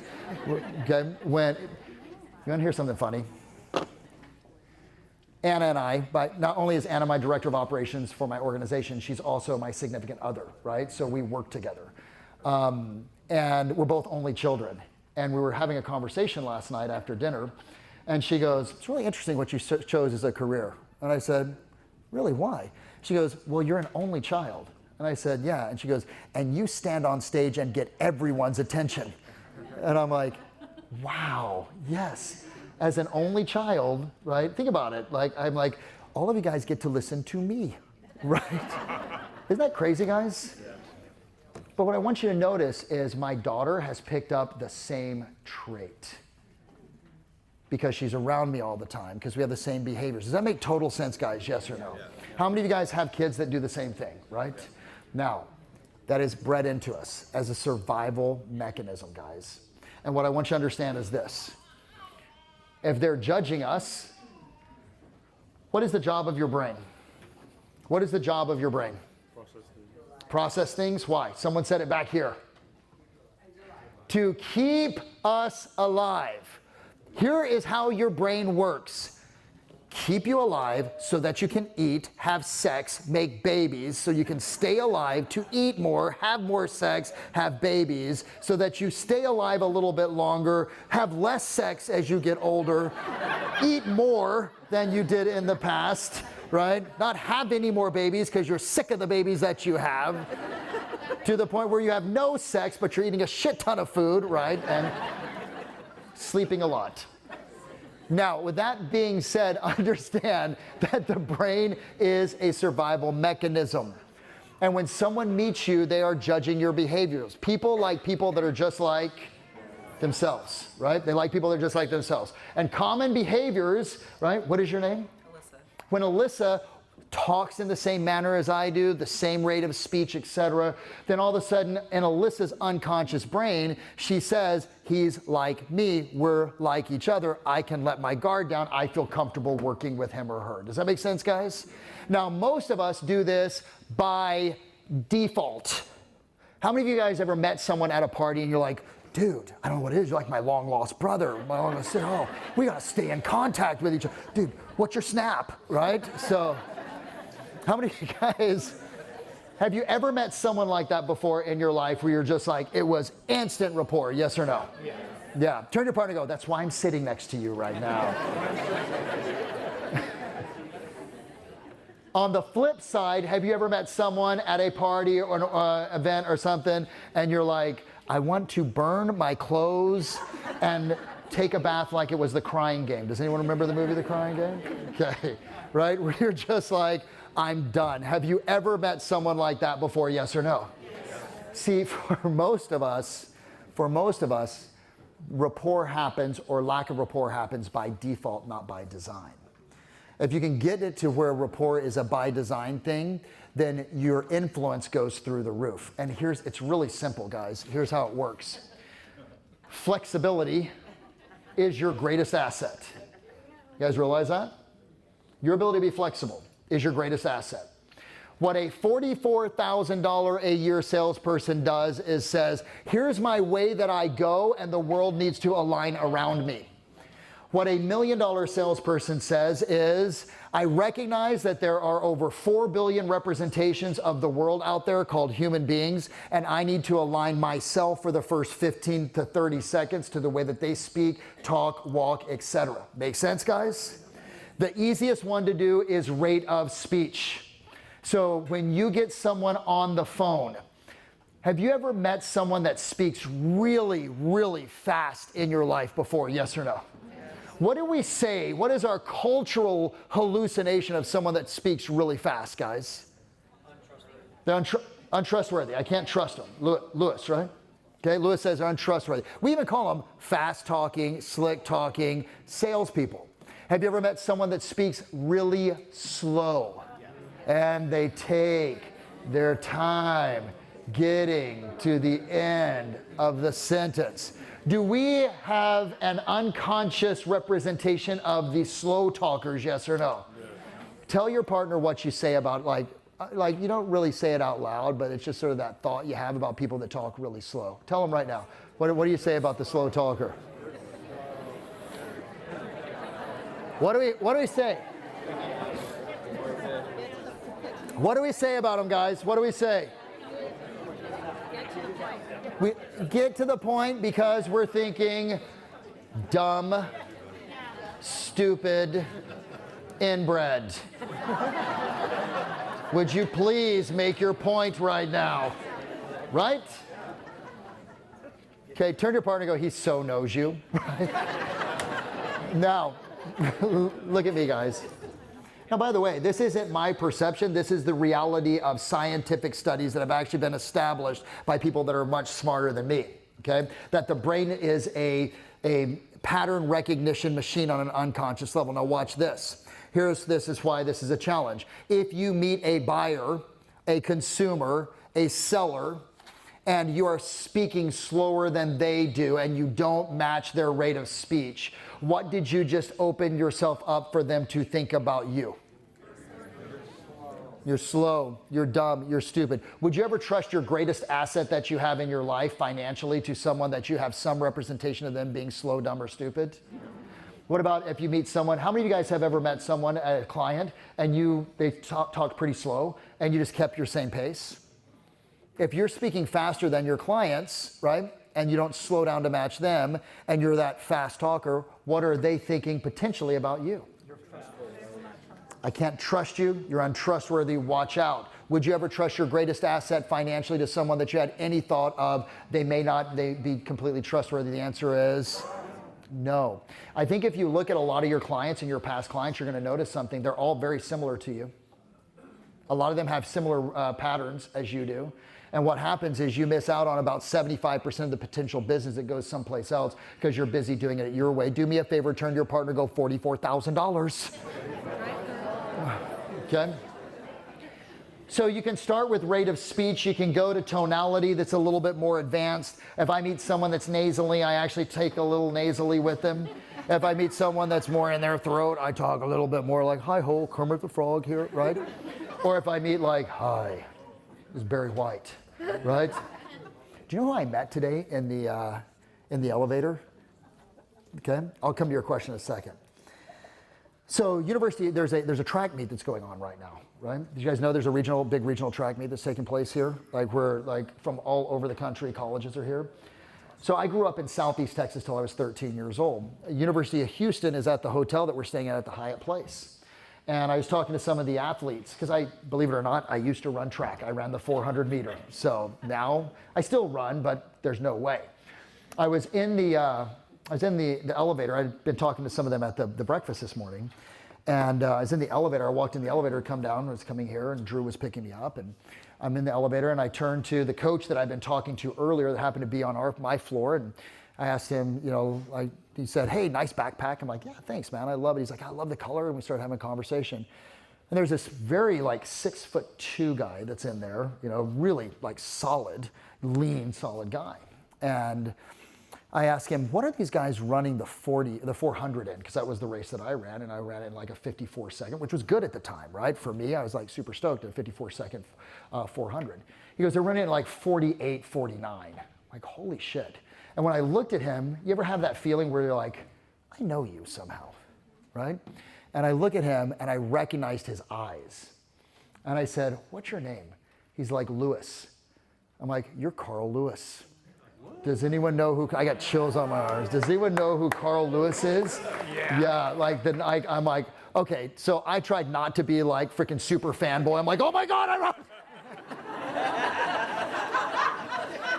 I've never been so excited that the elevators in the Hyatt Place go so slow, right? It's like, ding. I'm like, let me ask you some more questions, right?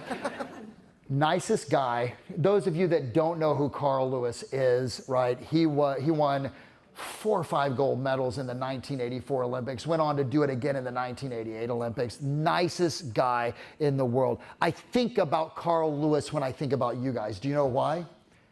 See, what you're shooting for in $1 million a year in real estate is what he did in athletics. Make sense, guys? That dude practiced every single day. Now, I didn't want to fanboy him completely. Go, can you tell me about your workout program and what you did? I'm getting ready to go do a seminar, and I want to be, but here's what I said to him.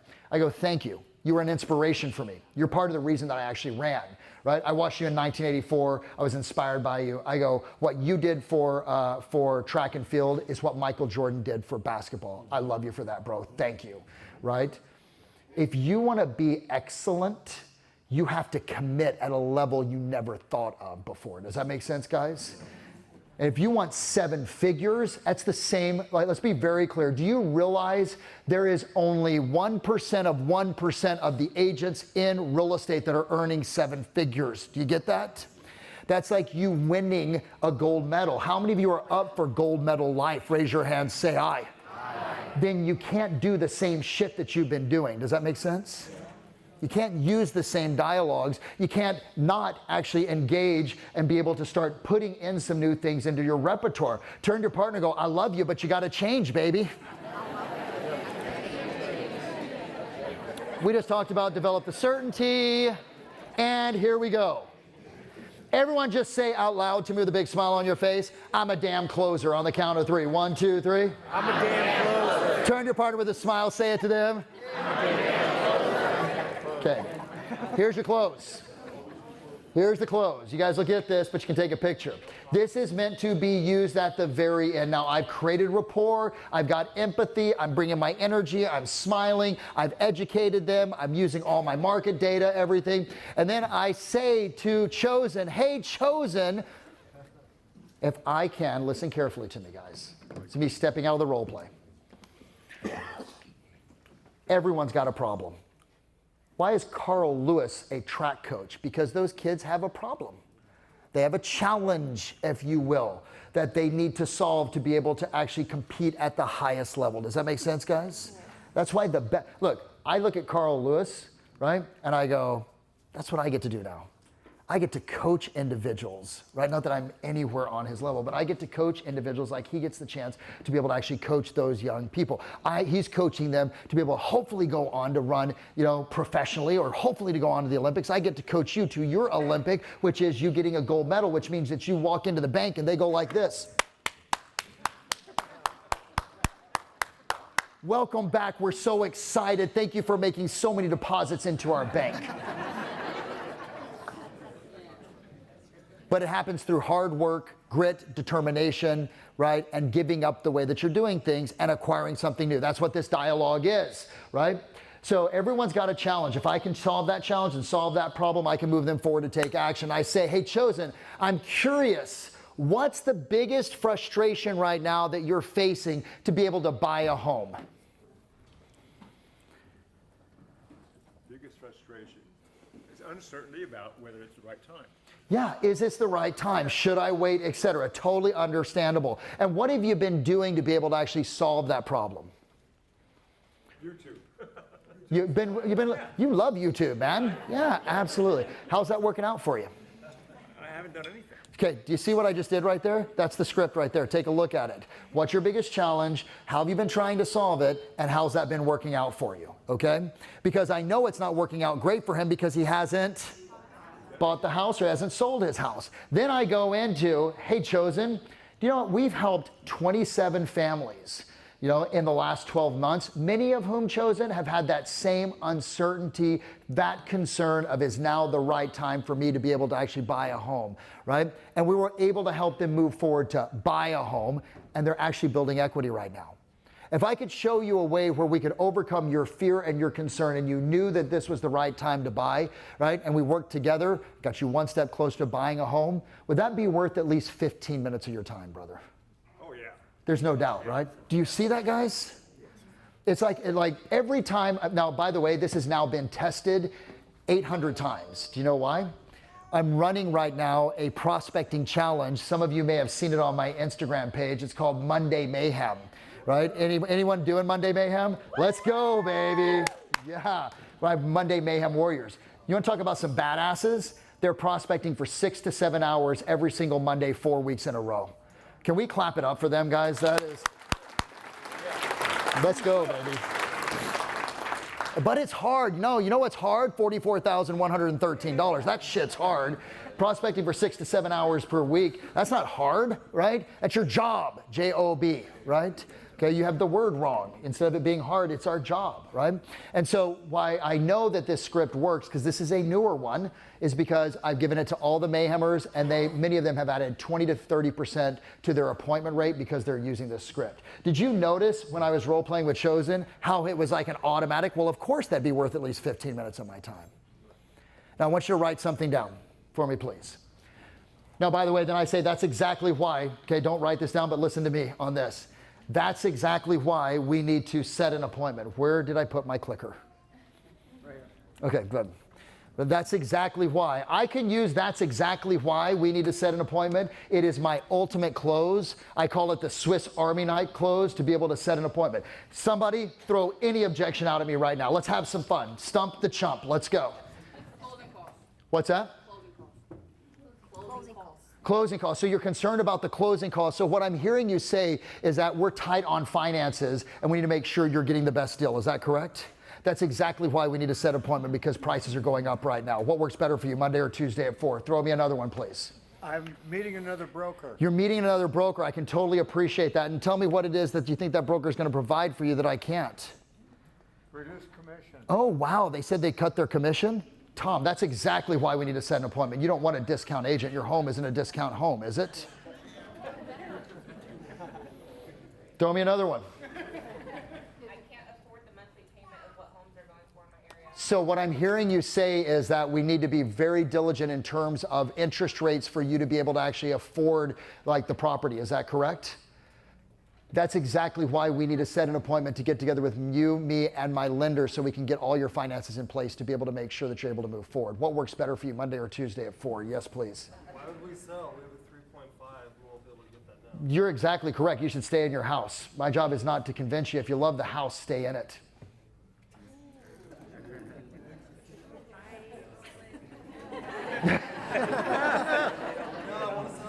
Oh, no, I really want to sell. No, wait. That, by the way, is called a takeaway close. Do you realize that? Did you see, like, the awkward silence? Like, asshole, I want to sell my house. All right? Okay? So, but now, honestly, if someone, hey, why would we sell? I'd say, do you love your house? Yeah. You guys happy in the house? We need to upgrade though. Yeah, and specifically, what is it that you need to upgrade? A 4th bedroom. And I'm just curious, why do you need that 4th bedroom? Child's on the way. Really? That's exactly why we need to set an appointment. See how it works, guys? Like I'm telling you, like you get this down, it's like, oh, and you can't wait to use it, right? Like this is like, just be careful not to be a kid with a lightsaber and you're cutting people's arms off, right? Because you use it all the time. But this right here, if you just incorporate that into your closing, that's exactly why it's a game changer, okay? It's a game changer. All right. Last but not least, oh my gosh, we're almost out of time. Here's the, by the way, we want to wait close. All right, this is the we want to wait close. I just gave you the be the solution close. Do you guys see that? This is the be the solution close, right? And this right here is the we want to wait close. And you'll see I use this. I totally understand that you want to wait until, you know, rates come down, till this fall, whatever. And I'm curious what specifically caused you to believe that you'll be in a better position to buy or sell in, you know, than you are right now. You guys heard me use that with someone in a role play over here, right, guys? Okay. I go, that makes sense. And can I share with you as a professional real estate agent that studies the national and local market every day? What did I just establish for myself that I am? I'm the expert.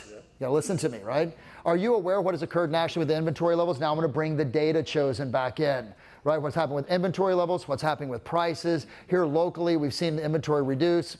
Also, nationally, did you know? So I'm gonna go to a national perspective. I won't go through this entire script, but I want you guys to be able to have this. So the longer you wait, the fewer homes you have to choose from, and the more you will be paying. You don't want that, do you? The role play I did with the person over here was exactly that. Do you remember that? I want you to see all that I'm asking you to do is follow the dialogue, run the plays, you know? San Francisco 49ers, are they going to win a Super Bowl again? One more quarterback. Dear Lord, give us a quarterback that makes it through the entire year. Can we please, right? Okay. What makes a winning football team? Discipline to run and stick to plays that work. Does that make sense, guys? It's not that complicated. It's blocking and tackling, right? I'm giving you the plays. All that you need to do is then practice the plays. There you go. If you didn't get the scripts this last time, I want to give it to you one more time. Okay, last but not least, 7 minutes. You got to become the master. Right? Is this making sense, guys? Can you see how this will, just with these dialogues, with the approach, with the data, with everything, do you believe that you could use some of this immediately to be able to increase your conversion rate, guys? Yes or no? Absolutely. Okay, yes, that makes me happy. Okay, it makes my trip worthwhile. You got to become the master of discipline, right? Number 1, for your prospecting. Number 2, for your skill building. And number 3, for your mindset. Great closers, great, like $1 million agent, do you believe that they prospect every single day or consistently on a weekly basis, guys? Yes or no? Absolutely. 100% if they have longevity, right? There were people, now I want to be very clear with you guys about something. 2021, 2022 screwed up and completely effed up the real estate industry. And I hate those years of real estate. Do you know why? Because it was easy. Because it was easy. And a lot of you got into business when it was easy and no one told you. You're gonna have to work your ass off. Do me a favor, look at your partner, like look them up and down and go, and baby, you got some booty to work off.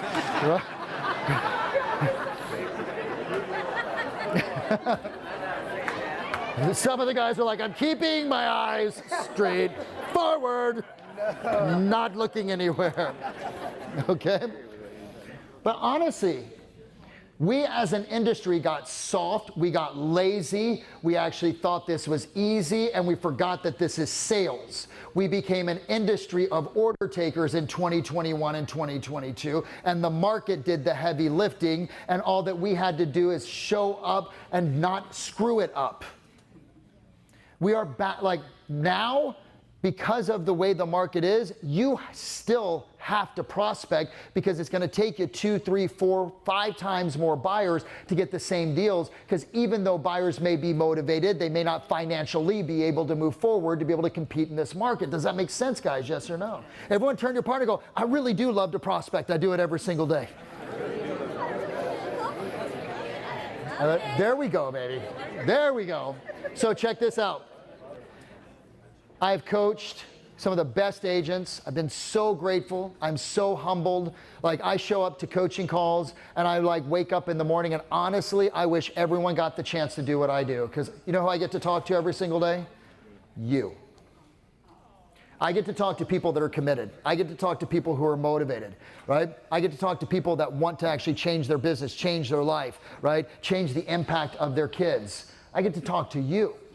Right? Why is that? Because I talked to a whole bunch of dumbasses for the first 10 years of my career. I want you to think about that. I had to go through, and now I get the chance to talk to the amazing individuals because of the brand that I built. Turn to your partner and go, just like you. Does that make sense? You're gonna need, if you're newer to the business, you're going to need to prospect 3 hours a day. No one is going to say this to you. The other personal growth and development trainers, all the other real estate trainers, Tom Ferry, I love him to death. Tom's my brother. I've known him for 20 years. He'll talk to you about, hey, you can do all this marketing, you can do all these videos, you can do all this other stuff. That's fantastic, right? Mike Ferry, right, his father will actually talk to you about, hey, you know what, you need to prospect every single day and do X, Y, and Z and A, B, and C, and he's right. But both of them are missing something. What they're missing is the understanding of this. Any great business has a sales and a marketing division. There are 2 separate divisions that actually work together. The best businesses that I know, that I coach, are prospecting based and marketing enhanced. You lay the foundation with your prospecting and you enhance your brand with marketing. You put great information out on your social media. You start talking about the data that you're learning, right? You start answering common buyer and seller questions, utilizing your marketing. You start picking a geographic farm and sending stuff out that is of value, so that when you do call, this is where Mike misses it. Mike just says prospect, prospect, prospect. Well, you know what? That's really, it's difficult, and what you aren't doing is, unless you have a sold sign in someone's front yard, that's the only marketing and branding that you have. But if you do just listed, just sold, and you call and you knock and you do all that around it, then your brand is growing every single time. You use social media, but you cannot use your marketing as an excuse not to do the hard, which is the prospecting that you have to do every single day if you want a sustainable, duplicatable business. Are you with me, guys? Yes or no? Yes. And Tom will talk to you about, but he won't talk to you about the prospecting. What I'm going to do, guys, and I love them both. Both of them are my, Mike's my ex-father-in-law. Tom's my ex-brother-in-law. They are people I grew up with. I love them. But when you meld that entire conversation together, what you get is you get a badass business where you're prospecting. People go, I see your shit everywhere. They may not say shit, right? But they say, I see your name. Oh, I saw you on YouTube. You're walking through the grocery store and you start doing videos. People are like, you're that guy, right? What guy, right? You're that person or that gal. I saw your video. You begin to get that. Has anyone gotten that from doing video before? Yes or no? That's called brand recognition. But it all comes down to you needing to prospect every single day. Now, here's what we're going to end on. 1 hour a day is survival. 2 hours a day, your business grows. 3 hours a day, consistently 220. And I won't go through the numbers, but I've actually built this entire model out, proven it. If you want to do 1 hour a day of prospecting, you're barely going to get your ass by in this business, guys. Okay, period. you'll maybe make $70,000, $80,000, and after your expenses and after your cost basis, you'll walk away with $44,183. You know? And you deserve more. You know what? Not just you deserve more, or maybe you don't. Maybe you haven't put in the work, the time, the energy, the effort. Maybe this is the wake-up call that you needed to have. But I think if you're in this room, you deserve it because the information's in front of you. 2 hours a day, your business will grow. We're talking 2 hours a day, 24 to 30 transactions a year. Are we talking a pretty decent life at that point, guys? Yes or no? And you start doing 3 hours a day, you get 3 hours a day. Now we're talking 50 plus transactions a year after a couple of years. That's where life gets really good. That's why you got in this business. And then you can start thinking, do I grow a team or do something else along those lines? Mindset, I don't have time to be able to go over that, but it's really simple. You can actually find it in any of my videos that I do as well too. And one last bit. Can I keep you guys for 3 more minutes? You guys good for 3 more minutes? Who wants listings? Oh, hold on. Who wants some listings right now? Yeah. There we go. All right. What's up, Billy? Everyone say, hi, Billy. Yeah, Billy is from Lake Tahoe, came all the way down, flew back in, man. Like one of my great coaching clients, representing G3 in the house, man. I love you, bro. All right. Clap it up for him. I love this guy. Next $1 million producer right there. We're on our path. Like this is his year. He's breaking the $1 million mark. He's got everything. Steve, it's so exciting. And you know what I'll say to him the day that he breaks $1 million? I'll say, did you see the ticker tape parade? And he'll say, no. And I'll go, exactly, get your ass back to work, right? Because that is the conversation I have anytime that someone gets there. Because guess what? All it is a number. It represents the excellence that you've actually put in, the time, energy, and effort that you put towards it. Here's a bonus strategy. Every time you send this out 6.5 times, you will get an appointment. It is called the 4-step easy CMA process. 76% of all listings come from one source. Do you know what that is? Past clients and Sphere. That's where it's coming from. It's coming from your past clients and Sphere according to the national. Is this yours? No. It's mine. All right. Comes from the National Association of Realtors that 76% of all the listings the last couple of years are coming from your past clients in Sphere. So I tested this. I've done multiple iterations of this, and I've actually landed on this, and then we've done this now probably about 2,500 to 3,000 times. So I can give you data that says 6.5 times that you send this out, right, and follow the entire process, you'll get an appointment. That appointment could be someone thinking about listing right now, or it could be someone that is thinking about listing in the future. Both are great, right, guys? Because see, why do we prospect and do this stuff? We do it for the low-hanging fruit right now, but we also do it to load the cannon for future business, period, right? So that I have more business of people that in October, November, may want to actually move if we can get the house to a price that will cause it to sell. Does that make sense, guys? So here's how it works. Number one, I send an email with a CMA, one-page CMA attached. Very simple. This goes only to, listen carefully, to your past clients and to your sphere of influence. Make sense? This is not to be used with a brand new person that you don't know or have not met, right? This is for your warm group. Then I'm going to follow that email up with a video text message. By the way, turn to your partner and go, sweetheart, you look smoking hot on camera. Like, thank you. Like, thank you. Okay? Hey, Chosen, it's Bill Pipes. Hope you're doing fantastic, man. Hey, listen, I just sent you an email. I wanted to make sure that you got eyes on it. It's entitled in the subject line, Best Email of the Day, which, by the way, is the title subject line of the email. Best email you'll receive all day. It's about your home and how much it's still appreciated and valued since you first purchased it. I'll be giving you a call in the next 24 hours to answer any questions that you may have. Look forward to talking to you. Video text. Why? Because it grabs people's attention. Does that make sense, guys? So the email, I'll show you the copy, then I follow up with a text message, then I call within 24 hours, right? And if I don't get a hold of them, I'll call for 3 more days. I'm not going to continue to call them after 3 days because I don't want to be a super nuisance at that point. These are my friends. These are my family members. These are my past clients in many cases, in most cases, right? So here's how this looks. I don't want you guys to have to make this stuff up, so I actually have the email for you. It's right there. Remember, you will get a copy of this. Those of you that are taking pictures, that's fine to do it if you want to implement it right away. But it simply says, hello, Bob. I hope this email finds you and the family well. I wanted to reach out with some amazing news about your home and how much it still has appreciated in value. As you may not know, home prices in Sacramento have increased in the last 6 months by blank percent, even with the market normalization. You really did make an amazing investment, and it has paid off. To keep you informed, I prepared a market analysis of your home to show you just how much your home has appreciated in value. I know you're going to be surprised when you look at the numbers. I'll call you in the next 24 hours to answer any questions that you may have. Feel free to call me right away if you'd like to discuss it sooner. Look forward to speaking with you, Sally. There it is. Subject line, best email you'll receive of the day. Then when I call them, I'm not selling them anything. I'm not trying to convince them to be able to sell their house. All that I'm doing is, hey, Chosen, now I gave you guys little symbols there. Do you see those? Guess what those are? Downswing, smile, like it's to help you know what to do with your tone. Thank you. Hey, Chosen, it's Bill. How are you?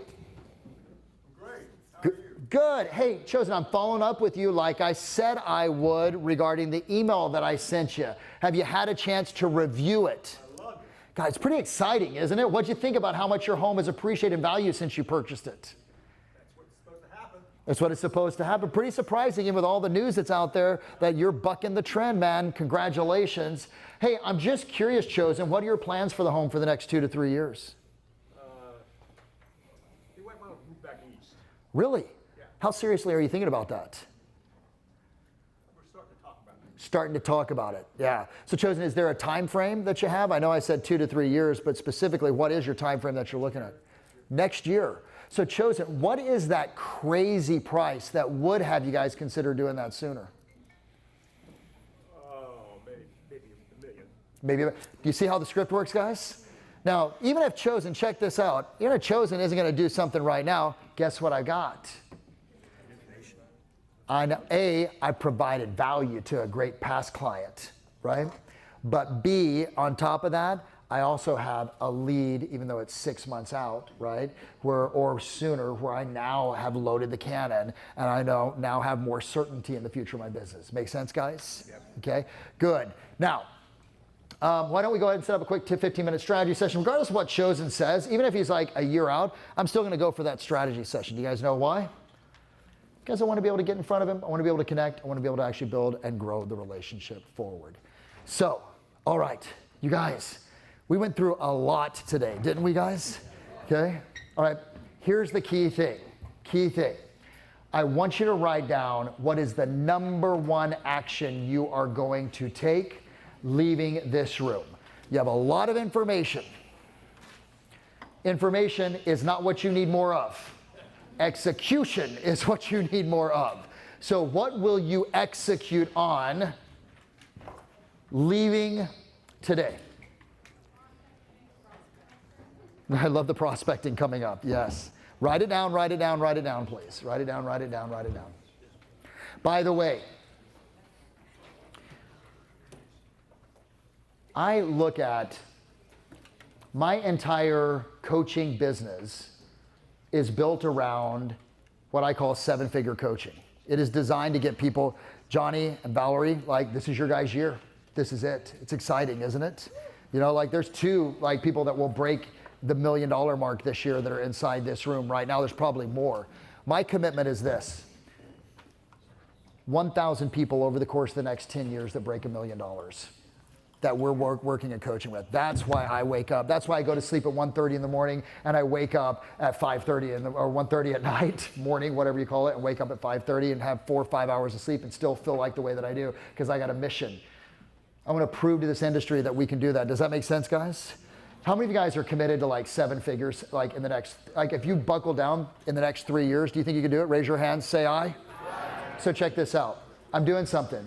If you would like to schedule a complimentary strategy session with one of my coaches right now, take a picture of that, right? Get yourself set up right now, right? Like, look, guys, no strings attached. This is just our opportunity to support, to assist, and to be able to actually pour into you, right? And of course, if you have interest in coaching, this is a great place to actually go as well too, right? You got written down what it is that you want to do. You know what it is. You got your 1, 2, 3 actions. I can go back to that if you need it. There you go. Far be it from me to stand in the way of you talking to one of our coaches, right? Okay. And Here's what I'll say to you. Obviously, talking about 7 figures and talking about income is only a measure of something. And it's a measure of the type of life that you lived. Does that make sense? See, one of my favorite authors is a gentleman by the name of Henry David Thoreau. He wrote an incredible book called Walden, right?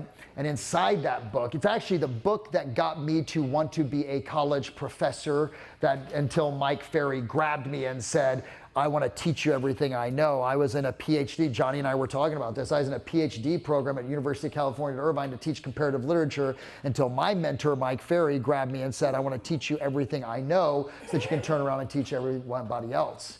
I'm grateful for that day, right? I will tell you, I actually resisted it until he said, I'm going to pay you this amount of money. I said, screw that. Yes, let me go over here. And I'm glad that I made that move ever since. Because here's what I believe. You deserve to earn more money, guys. Do you get that? But that's just the measure of the excellence and the type of life that you live. What Henry David Thoreau said this, is that the mass of men lead lives of quiet desperation, running around like ants, living a life that when they die, no one even knew that they lived. You are in this room for a reason. You are attracted to this conversation and you are still here right now. So I have 2 words for you as we end today, right? I'm going to say 1 word prior to the other 2. You guys need to get into action. You don't need more information. You just work your butt off. Does that make sense? And the second, here it is, carpe diem, baby. Seize the day. Like, live the life so that when you die, people don't just walk by the grave and go, holy shit, they were old. They go, holy shit, look at all the people that are at this grave celebrating the life that this person lived. 7 figures is just a representation of that. Guys, thanks so much for your time today. I totally appreciate you. Thank you.